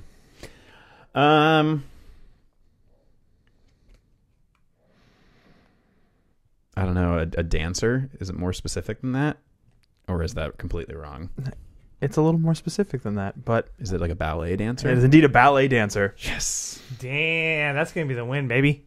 You don't know this? You don't know We'll this? see. We'll see. It's going to depend on how well you remember our own episodes. So, I told John why you were in the bathroom earlier. Like, I don't even remember what I said last week. by the time I get home, I try to think, like, I know we had some funny moments in that recording, but I cannot for the life of me remember what they were. Because I always want to, like, make a, I would sometimes make memes. Make it memes. Yeah, and I'm just like, I can't remember a fucking single joke that we had in that episode. Tone, for your Welcome to Earth question, what is the name of the vengeful entity that emerges from the well in Ringu from 1998? Oh, that's brutal. It's brutal, but you can get there. Oh man. I know that they made a Versus movie, Hmm. and I'm trying to remember which one is which now. Can see? Don't show it to him. I would have gotten it. Yeah, because they changed it for the American version, so that's why I was saying that. It depends on how well you remember our discussion. Come on, baby. You could do this. Is it Sadako? It is Sadako, but you're close enough. Yeah. I don't know how to speak Japanese. But you think you're turning Japanese, right? That's I what you really were telling think us so. earlier. Yeah, I really think so. because you visited the House of Wax. Are we getting a real life tiebreaker right now? No. Oh, come on, baby. We said we weren't going to do it, and I think we should stick with that. Yeah, this is a. What do you think? We also went way too long on Chop Talk, not to get into the inside baseball, but we've been really good about keeping these episodes to about an hour 45. So what we'll do is we'll have a knife fight off camera, and then next week, whoever is dead and not on the episode, was the loser of that tiebreaker. Oh, shit. I'm just openly bleeding. Like, we're both just bleeding from several stab wounds next week when we get together to talk about the Abyss. Like, you know what we'll do? No. We'll make the question at the top of the hour, the one about Avatar's gross for 2022. That will be the tiebreaker. Okay. So whichever one of us was closer next week when it's revealed. I mean, you guys can say whatever you want, but You're like, when I I'd chart like- it. you're like, he's we taking the tied tie. for the week, yeah. And I got a half streak. We just feel that the audience needs some closure. They're gonna this whole next week. They're gonna be like, they're tied and they didn't break the tie. What the fuck? And then we get canceled. Anyway, that's going to wrap it up for trivia. We hope that you enjoyed that. You might get some ads if you're an audio listener. If you are a visual watcher, Every one of those freaky visual watchers. One of those people with 2 eyeballs. then you're going to learn a little bit more about Patreon. So either way, we hope you enjoy it. We will see you after the break with a jolly James Cameron Christmas. Like, subscribe, hit the bell as well. Ding-a-long. Transition. Hit a needle drop reference. Transition. I need to Did somehow you flip. transition? I need to somehow flip the episode sideways. Yeah. I was just flabbergasted that I got an Anthony Fantano reference in the middle of our episode. So how'd just you now. feel about Avatar: The Way of Water? Did you love it? Did you hate it? So What would you rate lightweight. it? You're the best. You're the best. What should I review next? Join the Creep Cult. $5 a month at patreon.com/Porcelain Peak for exclusive content, merch discounts, and more. Join the Creep Cult. $5 a month at patreon.com/Porcelain Peak for exclusive content, merch discounts, and more. Hey, you want to see something really scary? Welcome back. Before we get started with our opinions on Avatar, Fuck The your opinions. Way of Water, we're going to do a little bit of background. So obviously, you know, this was directed by James Cameron. I think he was Written. co-writer on this Yeah, with a there couple other were people. several different writers. This was co-written by James Cameron, Rick Jaffa, Amanda Silver, Josh Friedman, and Shane Salerno, with screenplay by James Cameron, Rick Jaffa, and Amanda Silver. Based on characters by James Cameron. So yeah, we'll give a little bit of background. James Cameron was born in 19... so this is the long-awaited 13 years later sequel to Avatar, which we talked about last week. Is it long awaited? Like, were people really wanting this? Because I know we kind of all. I say whatever. long-awaited Just the fact that it was in the 13 fact years. that we knew it was supposed to come at some I see. point, and Okay. everybody was just like, "Is this going to happen? Is it not going to happen?" It is pretty crazy to finally, this many years later, see the sequel come out. Like, It doesn't feel like 13 years. I was also trying to look, like, there are definitely other examples of franchises that have taken a ridiculous amount of time to do a sequel. I just, off the top of my head, couldn't think of any when we were talking about it last week. And Like Blade Runner. Yeah, but I mean, Star like, Wars. yeah, but and those are kind of slightly different situations because this really is just like a Straight sequel, sequel, a straight yeah. sequel. But there's a lot of reasons why this took as long as it did. Were you able to Briefly- come up with other examples? No. What I was saying okay. was I thought there must be examples, and then I didn't get around to looking Oh, okay. up to see if there were any. So Now I'm um, interested. I did watch The Odd Couple the other night with Jack Lemmon and Martin Landau, I think, and they didn't make a sequel to that for like 30 years, and then they came back and made a sequel, and everybody hated it. Did people feel the same way about this? We'll find out. So brief kind of plot synopsis. This takes place an indeterminate amount, maybe like 13 years, later after the first Avatar. We now find Jake Sully and clan they've popped out a bunch of babies. So now Jake is a father, Neytiri is a mother. They're still living in the forest. Things seem to have chilled out. And then, of They course... adopted the daughter of Sigourney Weaver's character's Avatar. Which is We'll get into that. mystery and We'll get into introduced that this whole in the thing. spoiler But, section. Yeah, so and when I get into the cast, we can talk about some of the returning people. But yeah, so in typical Avatar fashion, everything's peaceful and lovely, and then the fucking disgusting, terrible, evil human beings have to come in and start viciously killing everything on the planet. Yeah. dude. And there's some conflict. So I did want to go through the cast really quickly because there are some names in here that I think most people will not realize are people who are in this movie because they are blue people. And so, of course, Sam Worthington returns as Jake Sully. Good for him. Still getting work, I guess. Zoe Saldana returns as Backseat in this movie. I'm sorry, no, actually, it's Neytiri. Sigourney Weaver returns as a new character named Kitty. Which at first I was like, there's no way they're calling her Kitty. Like Kitty Cat. Kitty! It's freaking Monsters Incorporated. Yeah, Kiri. Stephen Lang returns, which everybody already knew, but I won't go too much further into how that happens in the movie. Who is that? Stephen Lang is the bad guy Don't from breathe? the first one. Buzz Don't breathe. cut, Yeah. motherfucker. Oh, okay, yeah. Yeah, so Stephen Lang returns. Kate Winslet joins as Ronal, the female leader of the Water Tribe. Oh, was Kate okay. Winslet, Okay. which I didn't realize until about halfway through. I was like, I know Kate Winslet is in this, and I'm pretty sure that's her, but she's doing an accent. So. Makes sense. Yeah, so she's in it. Cliff Curtis plays Tonawari, who is the leader of the Water Tribe. And who is that? He was in Dr. Sleep as the guy that helps Ewan McGregor like get sober. And he shows up in the town okay. and is like his friend. And I really like Cliff Curtis. CCH Pounder returns for a little bit as Mowat, Neytiri's mother. We get Jamie Flatters as Neytiyam, which is the oldest child of Jake and Neytiri. We get Britton Dalton as Loak, who is the younger son, kind of middle child. We get Trinity Jolie Bliss as Tuck, the youngest adorable little child of Jake and Neytiri. There's a few other players in here who I'm not going to go through. And then in terms of the humans, we get Jack Champion as Miles Spider Socorro.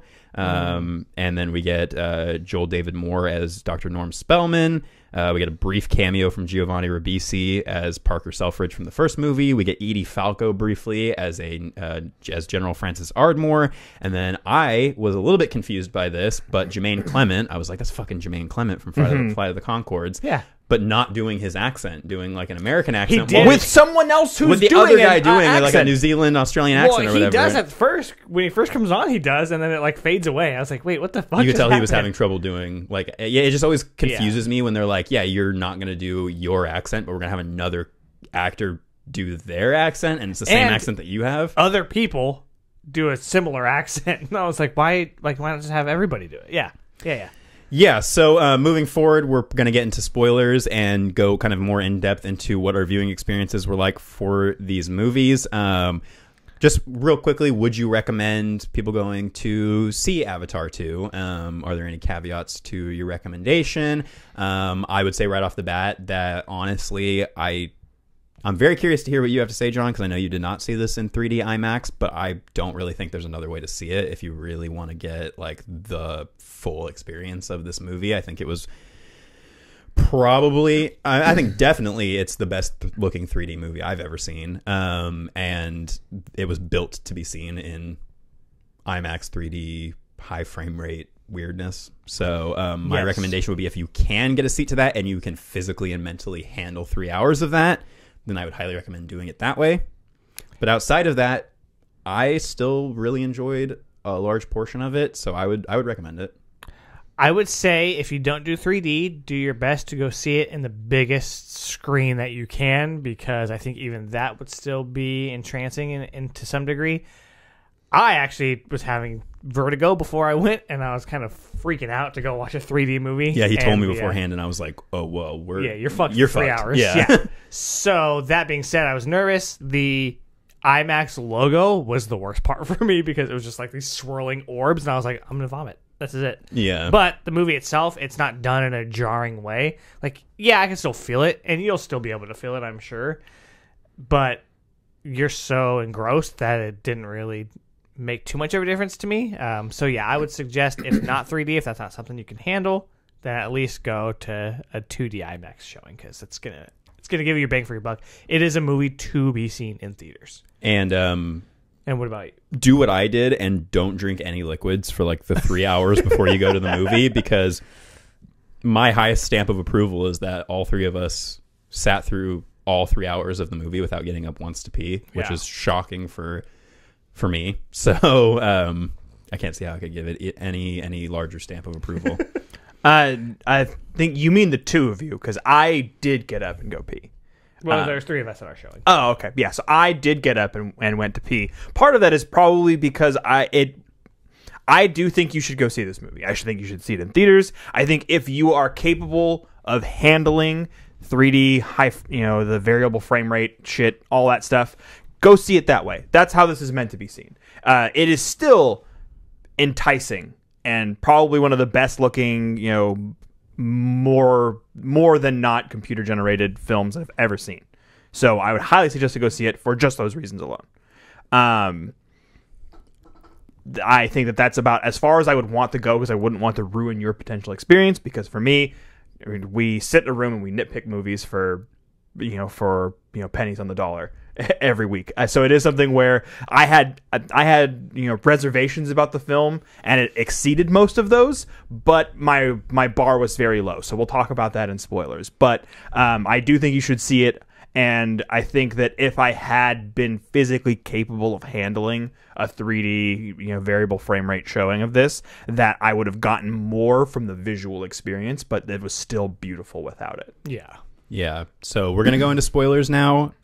So big spoiler alert. Again, we do recommend that you go check this out. I do think there is enough to be spoiled in this movie. Like, unlike the first one, where I feel like we could have talked about that with spoilers and it wouldn't have ruined the experience of that movie, I do feel like there are some plot points and some things going on in this movie, because there's just a little bit more story in this and a little bit more going on. Tiniest bit, not a lot, but there's a little bit more going on in this one that, spoilers. So what I wanted to say right off the bat is that, and I even said this in my Letterboxd review last night, I do think that my impression of this movie right now is very much tied into how we watched it. Yes. I think if I had seen it the way that you did, my brain would have been on the same wavelength as yours in terms of picking out all of the, and I did, as I was watching it, go like, oh, that's kind of whatever. But for the most part, I was so engrossed in what I was watching and so absorbed in this world and the 3D experience and everything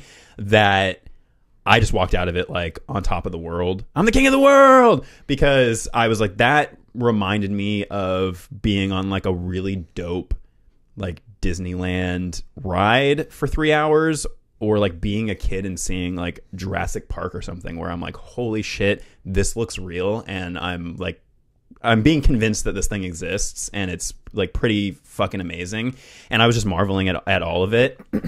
And walking out, I was like, yeah, I'm probably going to end up rating this higher, just because you don't get that experience very often of going in and like just being completely absorbed into this alien world. And yeah, it just blew me away in that respect. And yeah, in my review, I was like, yeah, I'm sure once we talk about it and once I start going into the things that maybe didn't work as much or were weaker points, my rating will change. But I came out very high on it just because I had such a good time with watching it. I think it goes back to kind of what we were talking about with the midnight premieres and like the excitement surrounding the movie itself.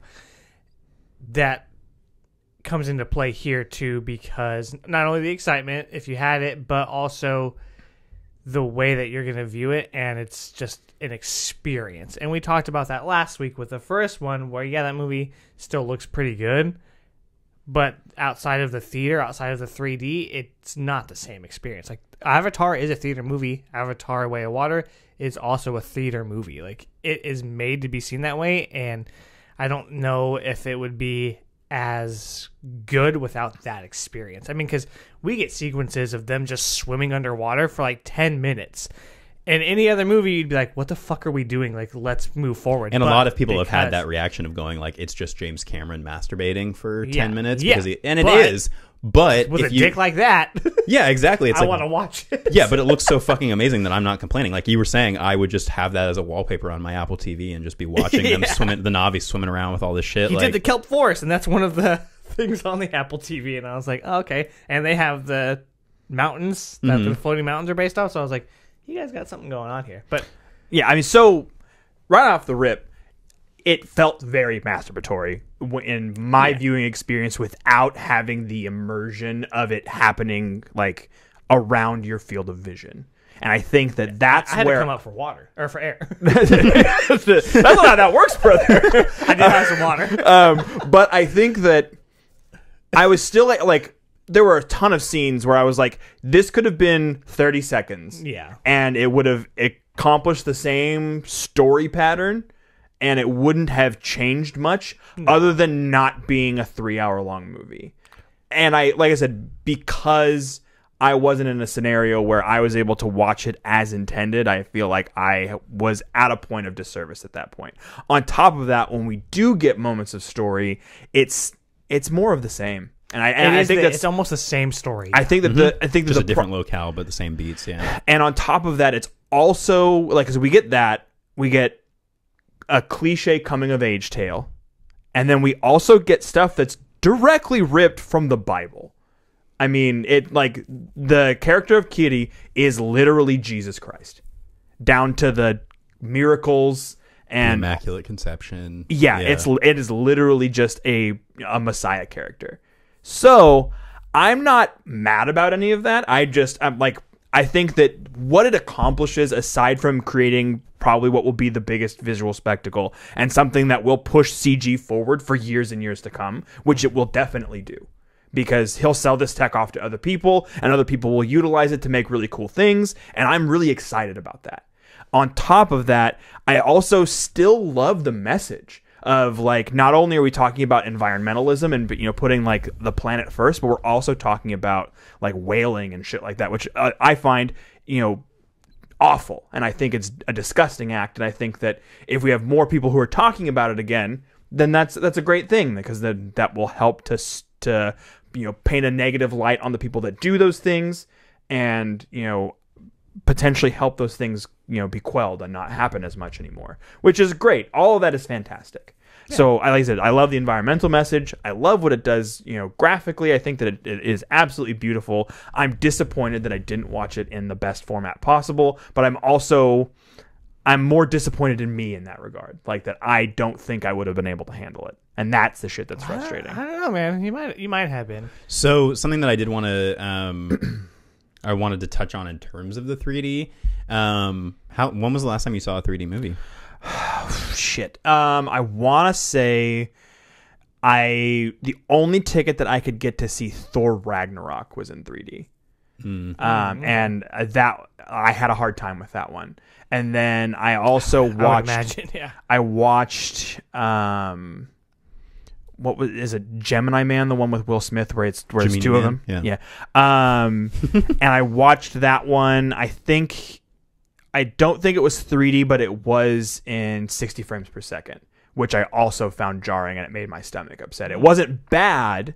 It could have been a whole lot worse, and it was worse in that experience with Thor Ragnarok. Yeah. But it wasn't, it was still like upsetting. So I was only imagining compounding the two being something that would just make me want to throw up all over the place, because I have that problem and that experience, funny enough, on a Disneyland ride like Star Tours. Star Tours used to be one of my favorite rides. Yeah. I rode it all the time as a kid. It was something that I always went back to. And then as an adult, I just can't handle it. I have to stand outside and let everybody else ride the ride. Which I just always think about how fucking embarrassing it would be to be an Imperial like TIE fighter pilot or whatever, and you got shot down by Star Tours.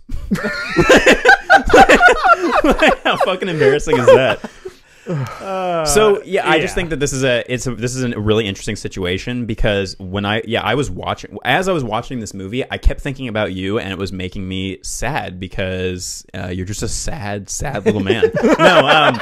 No, it was making me sad because I was like, yeah, this is a movie where I think if you don't see it like in this format, it's just not going to be anywhere near as enjoyable, because those long like 10-minute scenes.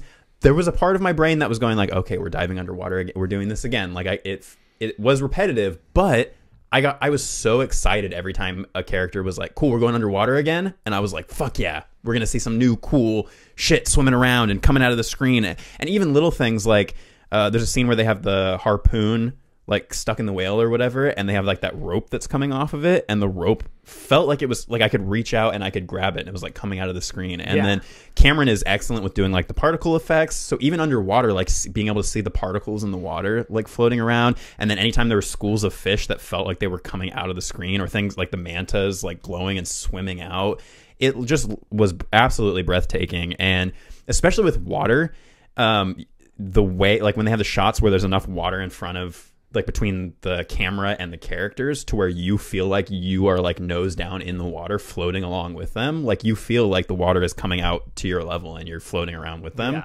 Yeah. So when you dive down and everything, it feels like you are in a submersible and you're following these characters around. And even the jungle stuff, like that first act, I mean, it just looked incredible. And when there was a scene when stuff starts burning and then all these animals start flying, and I was like, holy shit, like I could reach out and grab that. And then the scene changed and it was just a moth.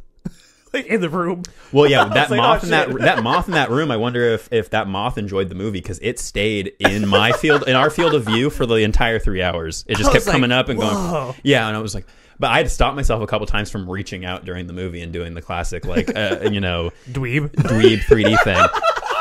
But I wanted to ask you, because you saw this also in the variable frame rate. I've seen a ton of people in more negative reviews complaining about how distracting the variable frame rate was. To kind of explain this for people who aren't 100% sure what this means. So the majority of this movie was shot in, I believe, 48 frames per second. Typical for movies is 24 frames per second. Yep. So most of this was shot, and the reason for shooting it in 48 frames was because it's supposed to improve the experience of watching 3D, because it helps with the stuttering and like the picture quality that It's makes... similar for VR. Like, you have to have it be at a certain frame rate so your eyes still see it the way that it's supposed to look, and it doesn't make it feel like it's like jittery. Okay. But some people did say, because it's variable, there are some parts where it slows it back down to 24 frames, usually for the more emotional scenes between characters. And the way they did that was just taking the 48 frames and like doubling those same frames to like get 24. I don't completely understand exactly how they did it, because It's mostly in post rendering, but yeah. Yeah, and because projectors don't have that ability to just switch frame rates, they had to kind of pioneer. This is kind of the thing they pioneered for this movie, was how do we improve the 3D experience by adjusting the frame rate throughout. Some people complained that it made some of the action scenes feel very video gamey. They did, which 100%. I did pick, especially with yeah. like the cut zooms that Cameron likes to do. That's something that he did in the first Avatar, Yeah. and I hate digital zooms. I think they're so fucking ugly and annoying, and that the whole like just zooming in on something where a physical camera couldn't do that move. Yeah. It literally that's straight out video game cutscene shit. Yeah. Yeah. So I did find that a little bit distracting, and some people said that they noticed some of the stuttering when it would switch between frame rates. I thought maybe I picked up on it, but it was hard to tell sometimes if I just had my head tilted with my 3D glasses on, and it was You kind can't tilt your head, yeah. And I sit like that a lot, and so that was frustrating. Yeah, I was like, I would like lean on my fist, Yeah, I and can't then I'd be do like, okay, no, I can't do that, so I have to sit up straight. So, damn posture. yeah, but I did think that outside of it just being, later in the evening, and my eyes already, like, about halfway through felt like they were burning out of my skull, like Indiana Jones style, but I couldn't close my eyes or look away because I was just wide-eyed. And it helps that those 3D glasses have kind of like little edges to them. So, you know me, I hate going to the movies because of the audience most of the time.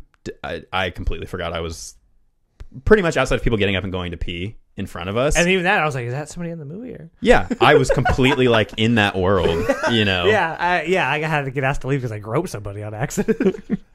It was Anthony.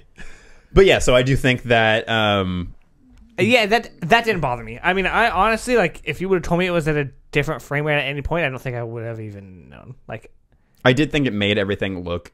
but the video game thing is 100%. Yeah, it did make everything look extremely fluid, though, and I did think that the 3D looked absolutely incredible. Yeah. Like I said, it's the best looking 3D that I've ever seen. I mean, not even just the 3D graphics in this movie are good, but the actual just computer generated people or the Na'vi. Like, I was thinking about this, and CGI went like, let's just make things that we can't, right? And then it got to the point where let's make humans and let's make them as perfect as possible. And it's gotten so good that in this movie now they're making imperfections, and so you get to see.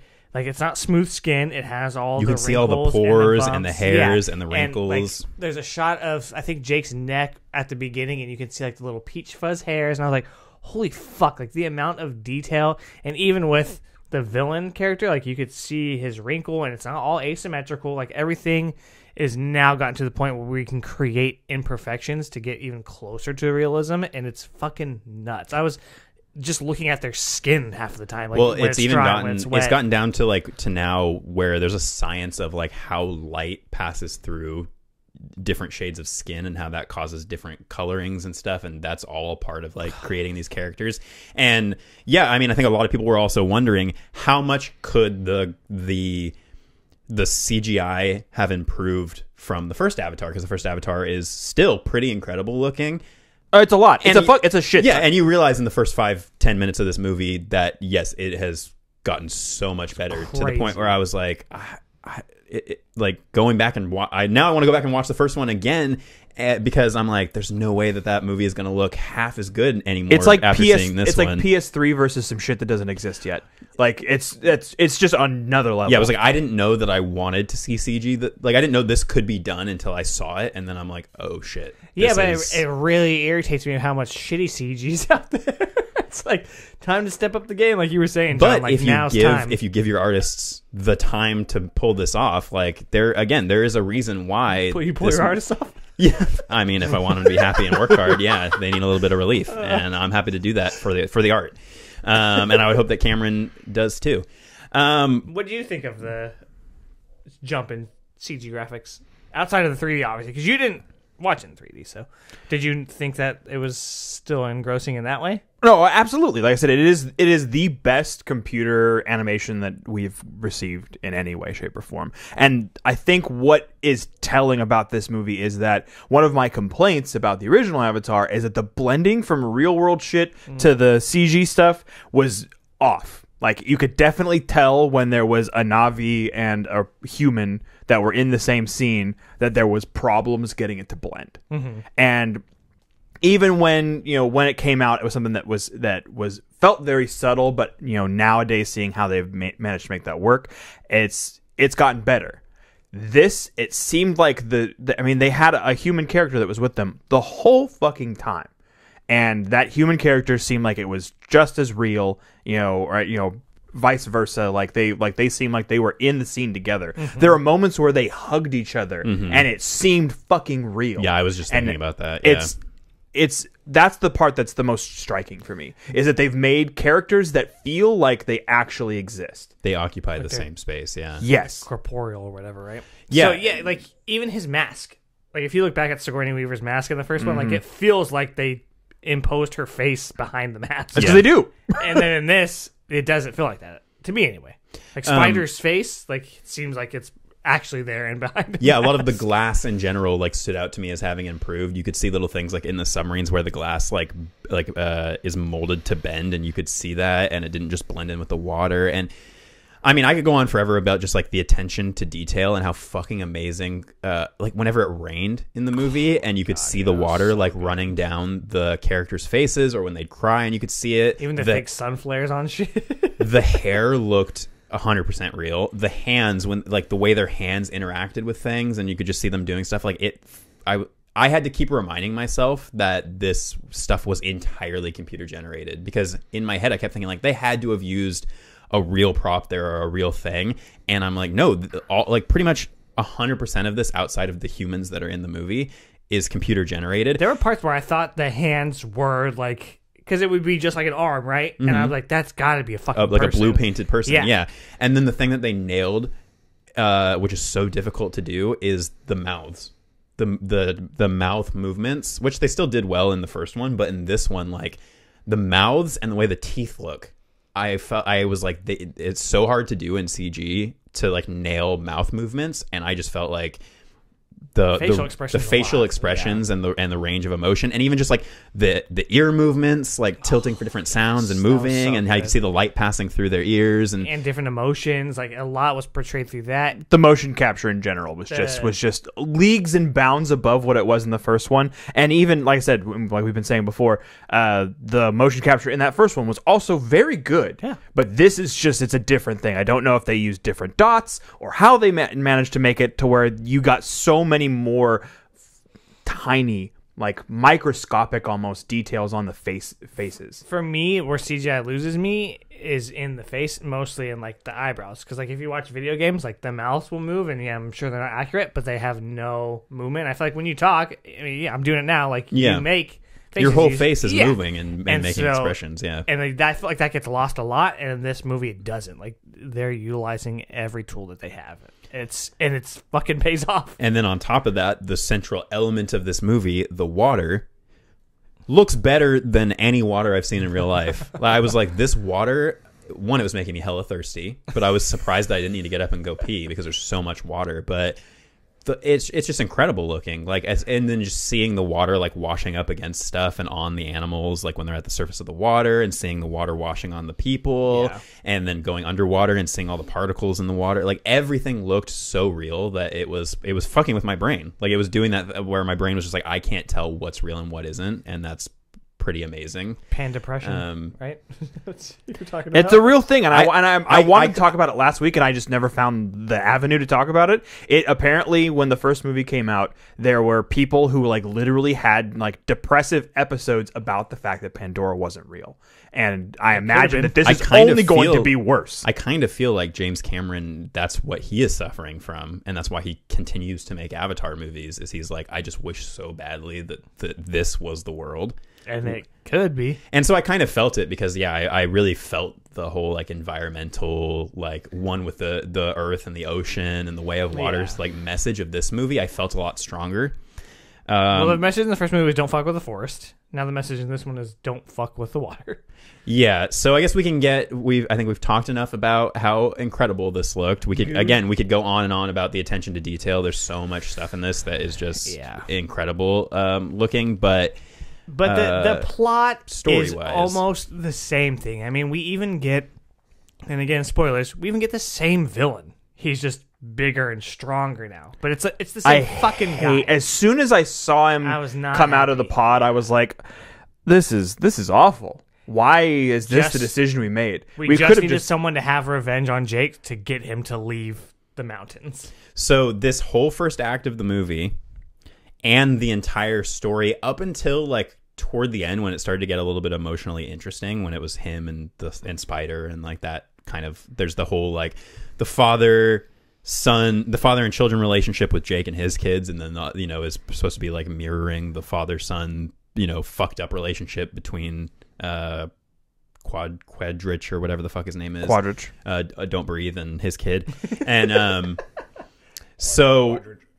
The whole first act of the movie felt very awkward and choppy because it did feel very much like, okay, we just need to catch everybody up to where we are so that we can get Jake to the water tribe. Mm-hmm. So it is a lot of just short sequence with voiceover from Sam Worthington about what's happened in the past dozen years or whatever between the last attack and this one, and we see a little bit of all of his kids, and I was getting a little bit frustrated in the beginning. I was like, I really hope this whole movie isn't going to be voiceover narration like the first one was with Sam Worthington. One of the biggest positives to this movie, I think, is that Sam Worthington, I think gives a much better performance in this movie than he did in the first one, and also he's had a decade and a half to work on his fucking English accent, and he does a pretty good job at it. And also on top of that, he is not really the focus of this movie; it's the kids who are the main focus, and I enjoyed that a lot more. But so it feels very choppy, and we have to very quickly kind of just explain a bunch of new stuff, like Sigourney Weaver's Avatar had a mysterious pregnancy, and this is the kid, and we adopted this kid, and here's our other kids, and now we have like 5 kids, and then on top of that, also there was this Phoenix Project that we didn't know about in the first one, where all of the bad military humans like cloned their memories and their brains and grew avatars back on Earth, and now it's taken 15 years or whatever it is for these avatars to now reach Pandora. I think just him. No, it's him and his entire crew. His entire crew. The people that are with him are people who died. At one point, the dude was not in his avatar. Like the bald guy, he was human. I think it was just driving the boat. I think no. That's a different person. He had the tats. I think that I don't know, dude. I think you're just racist against bald people, brother. My father's bald. I'll have you know. I'm pretty sure all of that's what I thought, but then I was like, that's that fucking guy. Like his main like bald dude. Okay, maybe I don't know. I don't want to sit through another 3 hours, but it wouldn't have worked because he even like says he's like if we're gonna hunt the Na'vi, we got to be the Na'vi, dude. And like they were all together the whole time. Maybe I'm tripping. That's why I was like, that's that fucking baldy. Honky grandma be tripping. You be tripping, but. Yeah, so basically we have to find a reason to get Jake and his family to go to the water islands, the tribe. And so the thing that I could not wrap my head around for the entire movie was who authorized, what kind of fucking Mickey Mouse operation are they running here where there seems to be no larger reason to why Stephen Lang and crew go down to Pandora and want to get revenge on Jake outside of Neytiri killed Stephen Lang and they want to get revenge. What's the larger military reason behind why they're allowed to go down and do this? Like, because I don't feel like any. She says that they want to take over to make it New Earth, right? So the leader now, I don't remember her name, wants him to go find Jake because he's the leader of that tribe, so that they could start to like quell the natives. And so originally, and their new angle for doing this is putting them in avatars and having them, because that worked so well with Jake that they're like, we can also. To me, but it's just so they're trying to stop and take out the leads so that they could take control of the planet. They want to remove the insurgent, basically. But then she kind of falls back to the wayside, and then it just becomes this revenge plot and not really focused, because they don't go to the mountains and destroy them, which is what her plan is. Yeah. So then we get, like, this is what our direction is, but then because we have a story to tell, we go away in that direction and don't get a resolution to what the point of her and her people were. Yeah, it's weird. So I think my biggest issue with the plot of this movie is just the villains in general. Yeah. James Cameron, very much in both of these movies, just wants humans to be the most god-awful, destructive, terrible people. There's no nuance to any of the villains in this movie. They're all just horrible slaughterers of everything that's on this planet. There's no gray area. There's no gray area. Except for maybe Jermaine Clements' character. Yeah, and you would... and at least in the first one, you had like Sigourney Weaver and some of these other characters that seemed to be there for research, and they seem to be humans who actually care about the Na'vi. And this is just like, no, everybody who comes to this planet now is there just to kill shit and steal shit and leave. And I get that that's the message that he's trying to put across, but it doesn't make for a very interesting villain when they don't seem to, until the very last minute, have learned anything. Like, really, his whole turn with Spider at the end where he's like, no, don't kill him, I didn't really buy, because he from the very... and even the whole revenge thing, I didn't really buy, because he, in the beginning, seems to have convinced himself that he's not the same person as the guy he is the avatar of. Like, he has the memories and everything. So I'm like, okay, well then why are you committing your entire life and everything to getting revenge on Jake and doing this whole mission if you are not that same person? And then why? And then again, he even states like, we're not even the same species, which I thought was an interesting thing for him to say to Spider and them, because obviously Spider is not the same species as all the Na'vi, but they've adopted him and consider him a Na'vi. And so it's kind of showing the whole, the prejudices of even though the humans are in Na'vi bodies now, they still have those prejudices of like, we're not the same species. So like, you're not my kid. And then he just kind of makes that turn at the end. And I didn't really buy it because there's no gray area with his character. He just is awful and is constantly pointing guns and threatening to kill. As much as I actually really did enjoy Stephen Lang's performance in the movie. I think he was really good. I wasn't compelled by any of the villains. I didn't want him.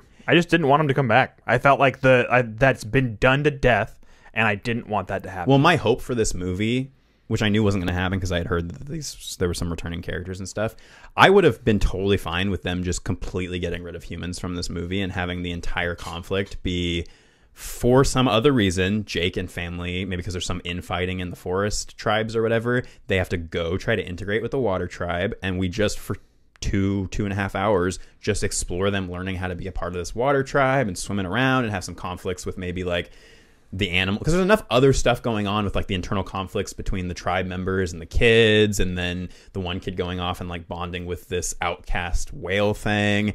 There's enough going on there that I really think that could have been the whole movie, and it would have been, to me, like a different angle to take instead of just repeating the first movie. But James Cameron really has to show like humans are bad and destructive and they're killing the environment. Yeah. So we got to have the humans come in with ugly machinery and just start just randomly destroying shit. They don't care about anything. And I mean, it's true though. In some parts of the world, that shit does happen. Yeah, and so I felt for the message, but I guess we did that to America. Right? I think that I would have preferred if the movie had just stuck with the Na'vi and the tribes and all that, and not gotten into because it could have been made to work, and it got to the point where it was a little bit too much for me in terms of how horrific the humans were being in the movie. Like when they show up to the tribe looking for Jake and they're about to shoot the one Na'vi like in the head, and they just shoot that thing in the water. They're like, kill that thing. And they just shoot it in the water and kill it, and then they burn the whole place down. I was like, okay, this is making me really sad. Like, I get it. We're building up to, obviously, there's got to be enough of a reason for Jake to launch this attack with the rest of the Na'vi on their ship. But I was just like, I could do without all of this stuff because I'm enjoying all of the, like, underwater exploration, like, one with the Earth stuff. So, also the new human MacGuffin of, like, taking a vial full of amber liquid from a massive creature and that being the only reason you kill them is like I said, it's very upsetting. Well, one, it's the new unobtainium. Yeah. So, You know, it's again, the new MacGuffin. yeah, they're just Same offhand plot like, point. oh, by the way, this can make you live forever. Right, yeah. But that I was like, that fucking sucks. To kill this Very massive realistic, though, because that is, creature, like, yeah. that is what whaling's all about, is just you leave this... You get the whale oil, the blubber or whatever, and you just leave the rest of it. Like, But it's not as tightly woven into the narrative of the movie as the unobtainium is. Like, again, the plot of the first one is we're here to get this material. This one, that is not even a backseat. That's in the way back. You know what I mean? Like, that's not even... It's tertiary at best. Yeah, and I kind of was like, hey, I didn't want them to start introducing more human characters with the whalers and all that. Like, I didn't really care about any of those guys, and it really felt to me like, okay, now we're just lining up a bunch of dickheads who are going to get one by one picked off by the Na'vi at the end, which was fun to watch. Yeah. It's That nice guy to getting see- his arm lobbed off. Like there was some cheers in the audience when that happened, I turned and this guy was like, when the guy's arm, got knocked off. But I thought, and I don't know if this was because of the 3D, but anytime Neytiri is like, boom, and hits a dude with an arrow, it was brutal as fuck. Like, a lot of the action was very brutal. And there were some, like, random jump scares in this. I was like, God damn it. Did that happen to you at all? No, but I mean, I also pussy. wasn't. Why? How do you think you are? Riddle me that. That doesn't make any sense. Yeah, you didn't have 3D. Yeah. I had Na'vi teeth coming at me. So yeah, a lot of in this movie. Breaking this down to individual characters. So for our returning characters, I mentioned that I thought that Jake Sully, I liked his character a lot more in this one. I thought that Worthington's performance as like a father who is struggling between like kind of trying to run his family like a military squad, he's carrying in his like old Marine thought process in, but then also like trying to keep his family safe and all this stuff, I felt was a better fit for him than the first one, because in the first better one, motivations. in the first one he's just a fucking bumbling idiot who kind of just trips his way through everything and happens to end up being like the white savior hero of this whole situation. In this, all of this felt smaller scale in a good way, to where like the conflicts felt a lot more emotionally driven and purposeful and not as just like grand big craziness. So I liked him a lot more, and I liked that his character took a bit more of a backseat in favor of, to me, what was, while it was a cookie cutter coming of age, I liked that we were exploring more characters, and we're introducing characters that I assume are going to be big players in the future movies. Some people have been talking about how because there's going to be 5 or 6 of them, Oh shit, really? at least 5. Cameron did say that they have a conclusion to 3 that is like a contingency conclusion in case this one doesn't do well enough to warrant them. But didn't they already make 4? They've made parts of it. It's not far enough along that they couldn't cancel it if they needed to. But Holy fuck! But this does also end on sort of a like cliffhanger thing where it's like, to be continued. We're taking the fight to them, sort of thing. Dude, it even ends the same with him opening his eyes. I was like, come on. Well, there's a lot Cameron. there's just a lot of just straight up the same parallels, shots. Like, he does the thing where they're in the like remember floating, when we did this? the floating like pod tunnel in the spaceship, and you see all the like the liquids floating around and stuff. Yeah. Like that was like the oh my god shot from the first one. So Jake, I liked. Neytiri, I like Zoe Saldana a lot. I felt like mostly in this movie she was just there to run into the scene and scream, and then disappear for another half hour, and then run into the scene and cry and scream. And I Underutilized for sure. Yeah, I felt like Because Neytiri really didn't have much to do in this movie. I think last week maybe it wasn't all of us, but we No, we thought were all talked in about, agreement. like, She was best the part one of that movie. one good part. Yeah. Well, I don't know. She was the best acting-wise. actor in that Acting-wise. movie. Yeah, I thought, and I still think, and I was like, what? Like, why are we not using her to that same degree? Yeah, and then we talked about how Stephen Lang, we didn't necessarily feel like he needed to come back. I did think that he gave a good performance, but I didn't necessarily think that his character needed to exist. But in terms of His character's boring. Well, that's just because his motivation is very like one-sided and boring. So in terms of new characters, I definitely want to talk about Spider because I feel like it's going to be a divisive character. I think it was a really smart choice to have Spider because unlike the first movie where we have a lot more of a equal amount of time with humans and with the avatars and the Na'vi, so we can kind of keep being reminded that there is a like scale difference between these. In this movie, it's almost exclusively Na'vi and Avatar characters, and so the Spider character I think helps to remind us, because the longer you're just watching Na'vi run around, the more you're going to start forgetting that they are like 9 feet tall and like very different from humans. So having a human character, especially a smaller human character, running around with them helps to remind you. I heard in a review last night, like a good comparison was when you're watching a King Kong movie, if you're just seeing King Kong running around for an hour, you're going to start to, especially like in the jungle or something, you'll start to kind of lose sight of the scale of King Kong. But when you put a human being in his fist, you are reminded of the scale, and it gives you that sense of awe. And then also just having like a human character as our sort of connecting point to this world.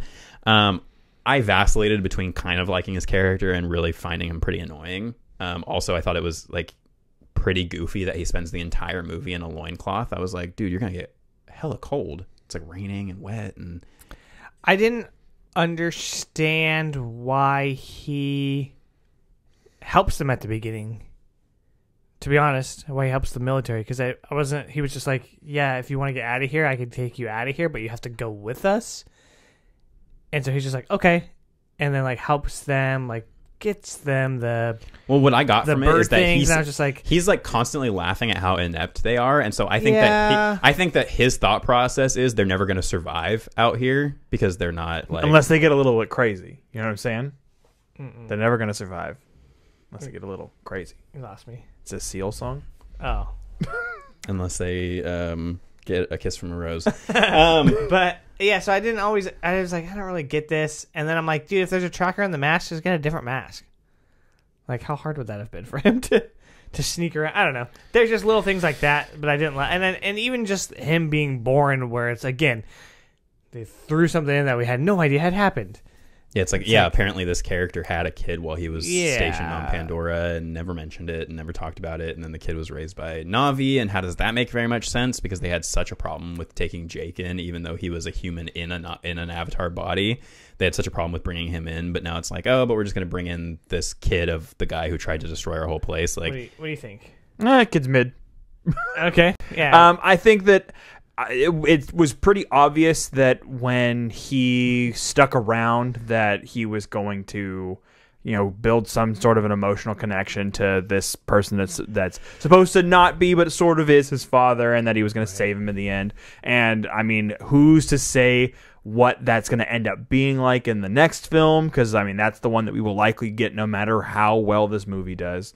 How pissed are you that they are very obviously going to make Stephen Lang like the long-term villain of this franchise? Because I was really happy because he has that whole speech where he's like, I'm going to keep hunting for you and I'm going to find you and kill your whole family. And then Jake has that really She was awesome straight up like, I was like straight up the Northman. It's exactly what it was. Yeah, and then Jake has that really awesome moment where he's just like, well, let's just end it now. Let's just take care of it now. And they start fighting. And I was like, fuck yeah, because Jake's going to... I wanted Jake to say, like, well, I'm going to fucking kill you. Like, I wanted him to curse so bad because the whole movie, all these characters are calling people buttholes and stuff. And I was like, is James Cameron just, like, afraid of cursing on Pandora? Does it not exist on Pandora?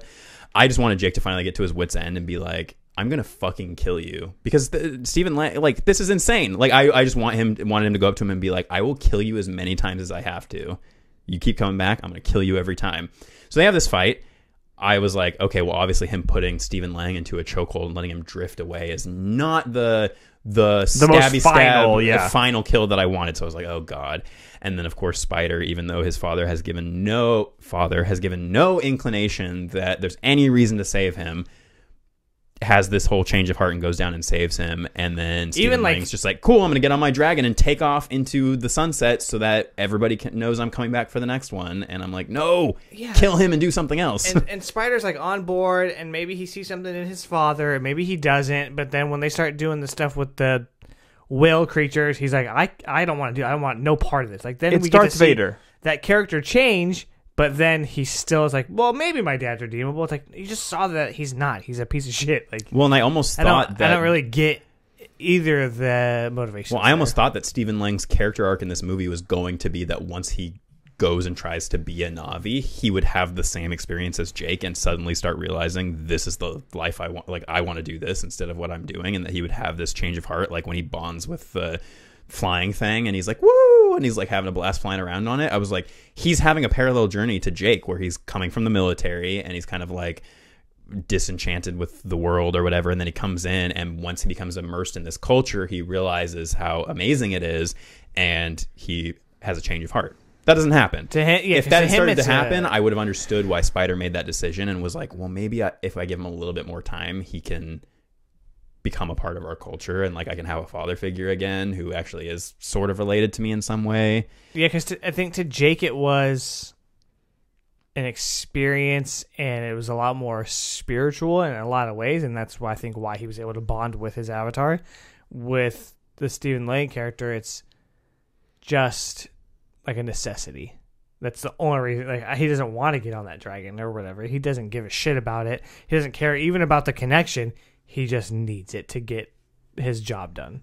Yeah. So I think that's where they differ there. So yeah, I mean, I kind of thought the same thing though. I was like, is he gonna totally redeem himself? But then, and maybe that's where it's going. I think that it's heavily being hinted at as that's where it's going with the other films. Is that he may be like a distraction villain in the next movie, but that he is going to turn at some point. Or maybe he'll integrate with another tribe, and we'll get kind of the movie you wanted, where it's like, I've taken over the like nomads, conflict, and now war for the Planet of the Apes. So I was actually going to say, the entire time I was watching this movie, I was getting hardcore Planet of the Apes vibes. I was like, what does this remind me of? And I think the other movie that's done a really great like CG to the point where you're convinced it's real and you're in that world is Planet of the Apes. And while this was a lot more colorful and alien looking, like it's a very similar vibe of like you become immersed in this culture that's different from your own, and it's a lot of like, you know, the forest and hand signals and learning the ways of the apes, and then you have the shitty humans that come in every movie and destroy things and fuck things up. So very similar stories in that respect. I wanted to talk about Sigourney Weaver because she does return in a kind of strange way in this movie. Kind of an alien resurrection. Yeah, so she plays a new teenaged character named Kiri, and she is, like you said, kind of the Jesus character, birthed from some sort of mysterious immaculate conception that I assume is going to be more... We get the little teaser dream seizure that she has that I assume is going to be more fleshed out in the future movies, like what the mystery of her apparently being some sort of messiah to the Na'vi is, because she can connect with the life tree and like now has magical Dragon Ball Z underwater powers. You like that one? Yeah, it's pretty good. But I liked her character. Like I said, I was having like kind of an emotional affair with her character because I found her to be adorable. And I loved that she seemed to carry on some of the traits of Sigourney Weaver's character from the previous movie in terms of just being so in love with just like studying and looking at all of these new things. And she cares so much about like nature and all that stuff. And then EY impregnated her when they tried to do the body swap. And I had said last week that I was like, oh, what if the way Sigourney Weaver is going to come back is that somehow when her consciousness or whatever was like brought into the tree of life, that has somehow carried over into this new person. And that seems in a roundabout way to kind of be what happened. Yeah. Is that Awa, like impregnated her avatar and then she gave birth to this Kiri character. But I think her and I think the younger son, the one who survives the movie, I think they are going to end up being the new main characters going forward as Jake and Neytiri continue to take more of a back seat and get older as the movies progress. I do think that we are being set up for those two characters, the middle children, to be the main characters. So that'll be really interesting to see. I know some people were kind of uncomfortable with the voice acting for Kiri because it is Sigourney Weaver, but you can tell they've done something to her voice, like some sort of filtering to make her sound younger. Sigourney Weaver is a person who... She's a person who sounds like she's 60 years old, though. Well, and so she's- like, that's she's- what makes it weird. She's also a person who has spent the majority of her career acting in things where she is like borderline angry all the time, including the previous movie in this franchise, where her character is constantly in an argument with somebody, is like on the verge of yelling at all times. Come So on, they've- Marine. Yeah, so they've slowly but surely they've pulled some of that fury away, and they've replaced it with like a childlike wonder, and I think that that's where it kind of feels weird and off. What did you think about that character in general? It's Jesus Christ. It's just Jesus Christ. It's an interesting character. I'm not mad, but like it's just ripped from the Bible. And that you dislike that? It's cliched and played out, but I think it makes more sense in the world of Avatar than it does in You're not our wrong. world. You're not wrong. I would agree with that. They have a magical soul tree, several magical soul trees in the world of Avatar that do not exist in our world, and I'm like, yeah, it makes more sense that they would have some sort of superpowered, life connected person. I'm waiting for the two sides of the internet to get a hold of this, where one is arguing that it's a spitting in the face of Christians and all this other shit, and they're like, no, this movie is too Christian because it literally has a Messiah character that's based off of Jesus. Like, I'm waiting for that to happen. be a thing. It happens with literally everything, all the time ever. Yeah, and then besides that, yeah, the kids. I did get pretty emotional when the older kid Yeah, it was rough. died later in the movie. I was like, wow, this is getting way more than the zero emotion that the first movie got out of me. Yeah. So I definitely felt something for these characters. I found myself like not wanting bad things to happen to most of the characters in the movie because they did enough to, even if the storyline of the coming of age stuff was cliched, I felt like we spent enough time with them that I at least cared about them enough that I didn't want bad things to happen to them and I didn't want them to get hurt.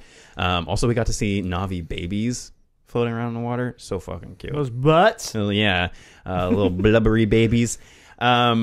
Yeah, so I think really there's not too many other characters to talk about outside of, yeah, the kids were good. I'm interested to see what they do with them going forward. Kate Winslet apparently almost pretty much all of the actors who did underwater shit in this movie had to get licensed as freedivers and go through training, including Kate Winslet, and she actually like broke a free diving, like I guess like maybe some sort of Hollywood record. She at one point held her breath for like 8 minutes underwater. Kate Winslet did Damn. for a scene. So they were very fucking committed. And it's crazy because after Titanic, where she had just an awful experience, she said that it would take like they'd have to move heaven and earth for her to work with James Cameron again. And They did. yeah, They brought the heaven and they left Earth. yeah. So, yeah, basically what I said coming out of this is that the next time I see a 3D movie will be the next Avatar movie that comes out. But I had an absolute blast with it. I don't think I'll be rewatching it for several years outside, unless I go see this again while it's still in theaters, which I'm assuming this is going to be in theaters at least for the next 6 months. Yeah, If not nothing to longer. compete with for a while. Yeah. Not And, until like what, Quantumania or something like that. Yeah, I mean, if people are excited about that, it's getting a weird release like mid-February. And even watching the trailers for something like Quantumania, I was like, dude, these movies look like fucking garbage compared to Avatar. And and I think a lot of people, like, this is a whole other discussion, but a lot of people who are the ones complaining about the Avatar movies not having compelling stories are the same people who go to bat like tooth and nail for Marvel movies being the greatest cinematic things that have ever existed. And like I said last week, those movies have been the same thing for 15 years outside of a few and I love portions, especially those first couple phases, like leading into Infinity War and stuff. Like, I love a lot of those movies, but I do think in James Cameron's case, it is enough to make a movie that is the most incredible looking movie that anybody's ever put on screen, and but it's style over substance, I think, with both of them. And you have to ask yourself, is that enough? And if you have to let yourself know that going in, what kind of movie you're getting yourself into. Because if you are expecting something that's heavily plot driven, like, yeah, you're not going to get that. This is about the journey. But I think that James Cameron's intention is not to make these Shakespearean masterpieces and also incredibly gorgeous feats of technology. He is taking very basic story structures and putting all of this zhuzh on them. And I think people just, for some reason with Avatar specifically, have this hang up about like, well, it looks fucking amazing, but the story's not that great. And I'm Everything looks amazing and the story's not that great now. I'm like, you can say that about so many other things, and none of those other things look as amazing as this does. And I think people need to stop making that argument. I get if you don't like the story of Avatar or you don't like the way that it looks, but I think going into this movie and being like, but the story sucks. Well, James Cameron wasn't trying, like, him and the 6 other people who wrote this were obviously not trying to make a story that everybody was going to be like, you're going to come out of this walk talking about the visuals and talking about the gorgeous underwater stuff. And that's what James Cameron wants. He's even said he would be making documentaries if he felt that people would go see documentaries about the ocean. So he's like, well, people aren't going to go see those, so I'm going to basically make a documentary about saving the planet that is with aliens. Yeah. I think the part that's frustrating is that if anybody else had control over this technology and had spent all the money that James Cameron spent to basically create the newest big thing in CG every time that he goes to do it, but also was capable of writing a non-cliched story, that you could have like the greatest movie of all time. And that's the hang-up that I have. It's not that the story is so bad that it makes the movie bad. I still think that it's a good movie, but it could be a great movie or the best movie ever made if it was just in the hands of someone who's a little more capable when it comes to writing a story. And that's the part that's frustrating. To me anyway, because I think although it's very much tipped more in the graphics, like, there could be a better balance. But I mean, it's so good. Like, the visuals, it's crazy. Yeah, and like I said earlier off mic, I also think that nobody else but James Cameron, besides maybe somebody like Spielberg, if he still had it in him to make a movie like this, which it doesn't seem like he does, which is fine. He wants to make smaller projects now, or like, other things. I don't think any other director besides Cameron could have ever made this happen. And so it's kind of hard to be like, well, if somebody else did this and it had a better story, it's like nobody else could have done it. Like, I really don't think that there's anybody else alive who could have had the track record to get enough clout, plus had the technical know-how, plus had the expertise and the research and the passion to make something like this happen. And I mean, I don't love everything about James Cameron or every single movie he's done, so I'm definitely not trying to suck his dick here. But I do think that, like you said, he's doing some incredible things in film, and while they are pretty masturbatory, I think he deserves to be able to do that. And I think he's one of the only directors who should kind of be allowed to make the once every 10 years insane spectacle that brings you out to the movies to just watch some insane shit. If I want a great, a movie with a great plot line that looks amazing, there are a ton of other movies I can go watch. There's a lot of other stuff I can go check out. It was kind of interesting because right before going to see Way of Water, I watched Dr. Strangelove, the Kubrick movie, which is like 90 minutes, black and white, and monochromatic, yeah, black and white. And I gave it the same rating that I gave this movie, and I was like, if you look at those two ratings next to each other, people are going to be like, how the fuck could you rate Dr. Strangelove and this movie both the same rating? And I'm like, because they're rated that way for completely different reasons. Yeah. Yeah. I'm like, one is I go to some movies because I want to have my mind blown by the spectacle, and I go to some movies because I want a really well told story. And Doctor Strangelove is a really funny, well told story, and Avatar is a spectacle. And I ended up giving him the same score. I guess it just comes down to like what you constitute as like a good movie or whatever, you know, like what you're trying to get yourself into. Because I don't think that this is like a great movie, like you were saying, John, because the story is really generic, but it's a fucking well-made movie. Like, it's one of the best made movies ever made. But like, it's hard because then like something like that, like Strangelove, like that's probably a well-made movie and is a good movie itself. Like, it's hard to separate. But I'm the not two for a lot of clamoring people. like I wouldn't be clamoring to go see Doctor Strangelove in the theater, you know, like, right? Yeah, because it's not. It's so tough. I just think that people don't discuss these things. Like, everybody has their own opinions about what makes a movie good, you know. And at the end of the day, like, for me, going into Avatar, and I've said this for months, if not years, you know, I was like, as long as this movie looks amazing and I have a complete blast with it for 3 hours, that's good enough for me. And some movies, that's what they are made for, is just to be like an escape into a world for 2-3 hours. And other but that movies doesn't necessarily make it a good movie. Well, again, I think it's just where your metrics are, and I have different metrics for different kinds of movies, which is how I was able to rate Way of Water and Strangelove the same star rating. But that, you know, if I broke those down, the metrics there are, you know, and what I'm looking for are completely different, and I'm able to separate those things. I think a lot of people are like, we got to throw all movies into the same bucket and judge them all on the same criteria, and I just think that movies are a bit more nuanced than that. Ooh.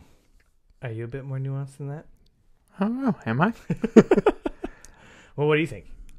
I mean, I think that, like I said, I think that it is less a movie for me and more an experience that if you don't partake in, you will regret. And I think that that's where I leave off. I feel like I mean, we can rate it if we want to, but I still think that no matter what, it is a 5 out of 5 experience that you will kick yourself if you don't see while it's in theaters. Okay, I would agree with that. I think that's a really good way of putting it. Like, that's what I would say, is that, like, to me, this is if you are just looking for an awesome theatrical experience, this is a 5 out of 5 theatrical experience. Movie magic. Yeah, it is the definition of movie magic. It's why it is the epitome of, you must see this in a movie theater, and you really should see it, like you said, on at least the biggest screen that you can.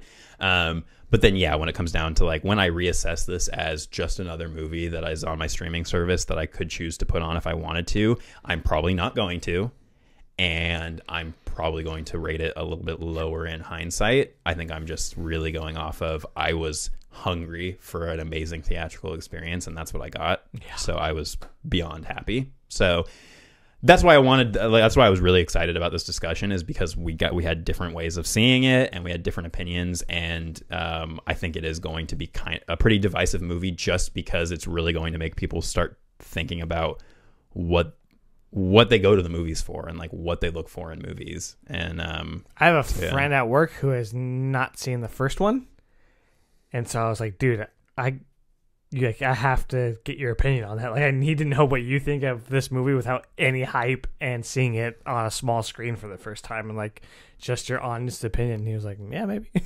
So I think that'd be really cool to report back. Yeah, definitely. I want to drag people to see this, but I also don't want to pay $20 for a ticket, because I would only drag people to the 3D IMAX version, and I also don't want to sit through 3 hours of it again. Well, I might do it at least one more time. I'm like, I had such a good time with it that I think I would feel sad if this goes out of theaters and I never have. I mean, I'm sure it'll be re-released in the future, but if I never have a chance to see this again in this way, I think I'll be very sad.